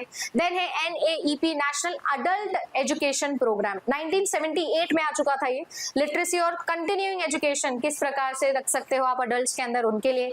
NIRF रैंकिंग आती है, आपके एग्जाम में रैंकिंग भी आती है, that is national institutional ranking framework, 2015 के अंदर ये हुआ था। ये हायर एजुकेशन इंस्टीट्यूशन को रैंक करता है। इस साल इसको बहुत टाइम के लिए सस्पेंड भी करा था, आपको पता है ना, क्योंकि बहुत सारे इंस्टीट्यूशन ने एलिगेशन लगाए थे कि NIRF रैंकिंग जो है वो अच्छी रैंकिंग नहीं दे रहा है। जैसे टाइम्स हायर एजुकेशन रैंकिंग को बोला जाता है ना वर्ल्ड लेवल पे, वैसे हमारे देश में इसकी बड़ी एलिगेशन लगे थे इसके ऊपर। NIRF रैंकिंग को थोड़े टाइम के लिए सस्पेंड भी किया गया था। देन आता है आपका नीति, national institution for transforming India, NITI Aayog, वो वाला है ये। देखो जो मैं ये आपको बता रही हूँ ना बीच बीच में जिनके ऊपर न्यूज आई है, जिनके ऊपर अभी अभी कोई नया इनिशिएटिव लिया गया है, ये सब आप मान के चलना आपके एग्जाम में आएगा ही आएगा, क्योंकि हायर एजुकेशन और पीपल डेवलपमेंट एनवायरनमेंट 2 ऐसे यूनिट है जिनमें इंटीग्रेट करके सवाल आता है। इतना बड़ा है ये टॉपिक, इतना वास्ट है ये टॉपिक कि 10 साल तक आप इस टॉपिक को पढ़ सकते हो, बट करंट के अंदर जो चल रहा होता है ना, आपको उसके अकॉर्डिंग इनका स्टैटिक पढ़ना होता है। अब करंट के अकॉर्डिंग अगर मैं बोल रही हूँ कि all India council for technical education का बहुत न्यूज चल रहा है, ये UGC को रिप्लेस करने का बात कर रहा है, तो जाहिर सी बात है कि इसका सवाल आपके पूछा जाएगा। अब कुछ भी पूछा जा सकता है all India council for technical education में। सेम NIRF रैंकिंग को मैंने बोला अभी सस्पेंड किया गया था, न्यूज में रहा है, तो आपको इनका करंट पढ़ना ही पढ़ना है ताकि इनके स्टैटिक पोर्शन से कुछ भी सवाल आएगा तो आप कर सको। सेम चीज पीपल डेवलपमेंट एनवायरनमेंट में करनी है ना, पूरा पढ़ो या ना पढ़ो, ये पढ़ के जाना है आपको। तो ये 2015 में आए थे, आपको पता ही है, थिंक टैंक है ये, मतलब जो अपना 5 ईयर प्लानिंग था उसको रिप्लेस किया था नीति आयोग, प्राइम मिनिस्टर इसके हेड होते हैं। देन CBSE हो गया, that is central board for secondary education, ये तो हम जानते हैं 1962 के अंदर जो है वो CBSE आप लोगों का बना, SC बोल रही हो, 1929 के अंदर ये आया था। CBSE बोर्ड अब आप जानते हो 2 बार ये होने लग गए बोर्ड इस साल से, तो ये भी न्यूज में है। देन आता है आप लोगों का नीट, नॉट वो वाला नीट नहीं, मेडिकल एग्जाम वाला नीट नहीं, NEET that is national educational alliance for technology 2019 में आया था। पब्लिक प्राइवेट प्लेटफॉर्म्स मिलके एडटेक सॉल्यूशंस लेके आए लर्नर्स के लिए। देन आई NITTTR national institute of technical teachers training and research 64 में आया था। जो पॉलिटेक्निक टीचर्स हैं, है ना, उनको किस तरीके से हम ट्रेन कर सकते हैं, टेक्निकल एजुकेशन टीचर्स के अंदर एम्बाइब करना, this is also very important. Then आपका आया NIEPA. NIEPA is national institute of educational planning and administration.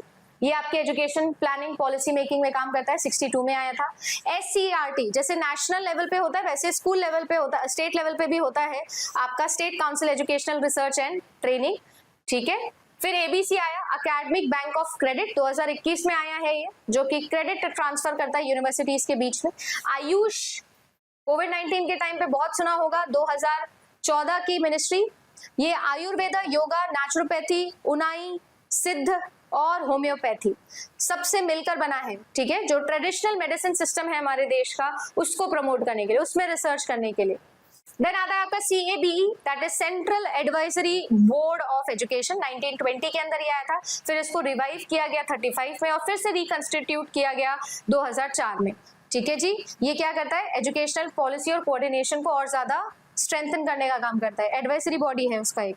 CIET central institute of educational technology 84 में आया था, जो कि अब NCERT के अंडर काम करता है। किस प्रकार से डिजिटल और ब्रॉडकास्ट होगा एजुकेशन में स्कूल लेवल पर, वो ये हैंडल करता है, CIET।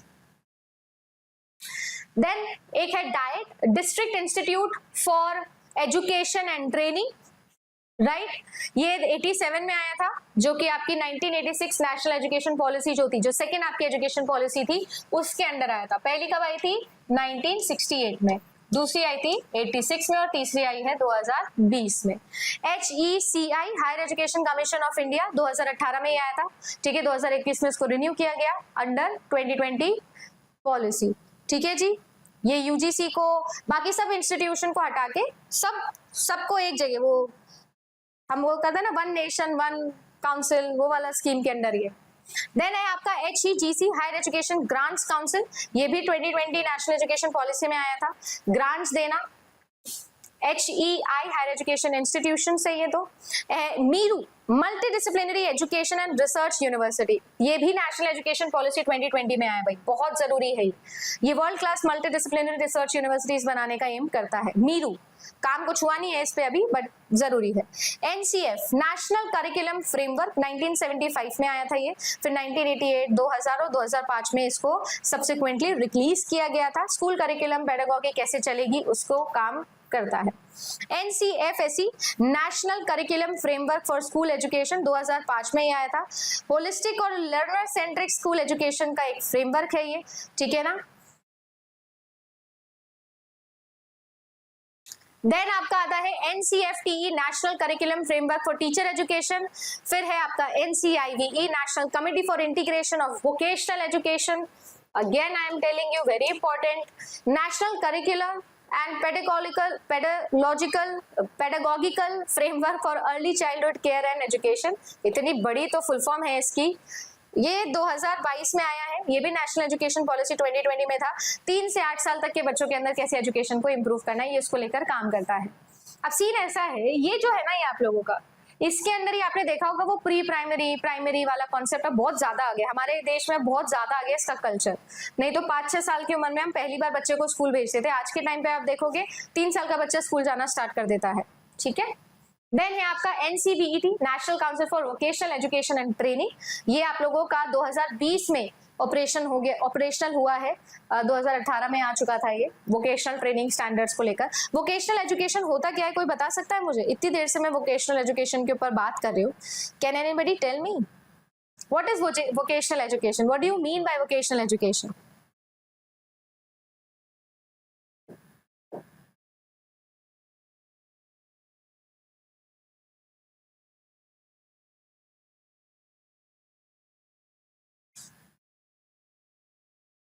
बताओ। NHEQF national higher education qualification framework, ये भी 2020 नेशनल एजुकेशन पॉलिसी में आया था। हायर एजुकेशनल लेवल्स के ऊपर हम किस तरीके से आउटकम को डिफाइन करेंगे। फिर है NHERC national higher education regulatory council, ये 2020 में आया, again apex regulatory body for higher education institutes. NIDI national initiative for design innovation, जो डिजाइन थिंकिंग को और इनोवेशन को प्रमोट करता है। HRDC है ह्यूमन रिसोर्स डेवलपमेंट सेंटर्स, ये 1985 के अंदर आए थे। 1972 के अंदर आया था आपका Indian council for historical research, बहुत ज्यादा जल्दी, अगर हिस्ट्री में रिसर्च करोगे कल को तो पल्ला पड़ेगा इससे आपका। 1977 के अंदर आया था, फिर उसके बाद 1981 के अंदर इसको एक्चुअल स्टार्ट किया था functioning. Philosophical research ICPR Indian council of philosophical research, अगर आपको फिलोसफी में रिसर्च वगैरह करनी है तो ये काम आएगा। अंशिका मैम से पूछना, वो बताएगी आपको सारा डिटेल इसका, राइट। तो ये सारा का सारा कंटेंट था जो मैंने कोशिश करी कि आपको असेंबल करके दे दूं। आपके पास में लगभग 100 से ज्यादा ये फुल फॉर्म्स हो गई है। ये सारी की सारी फुल फॉर्म्स आपको अच्छे से याद होनी चाहिए। हायर एजुकेशन में कुछ भी छोड़ के जा रहे हो, मान लो पूरी यूनिट ही छोड़ के जा रहे थे हायर एजुकेशन, तो बस मैं इतना सा बोलूंगी कि ये पढ़ लेना, ये याद रख लेना, इतना सा याद रख लेना, ठीक है।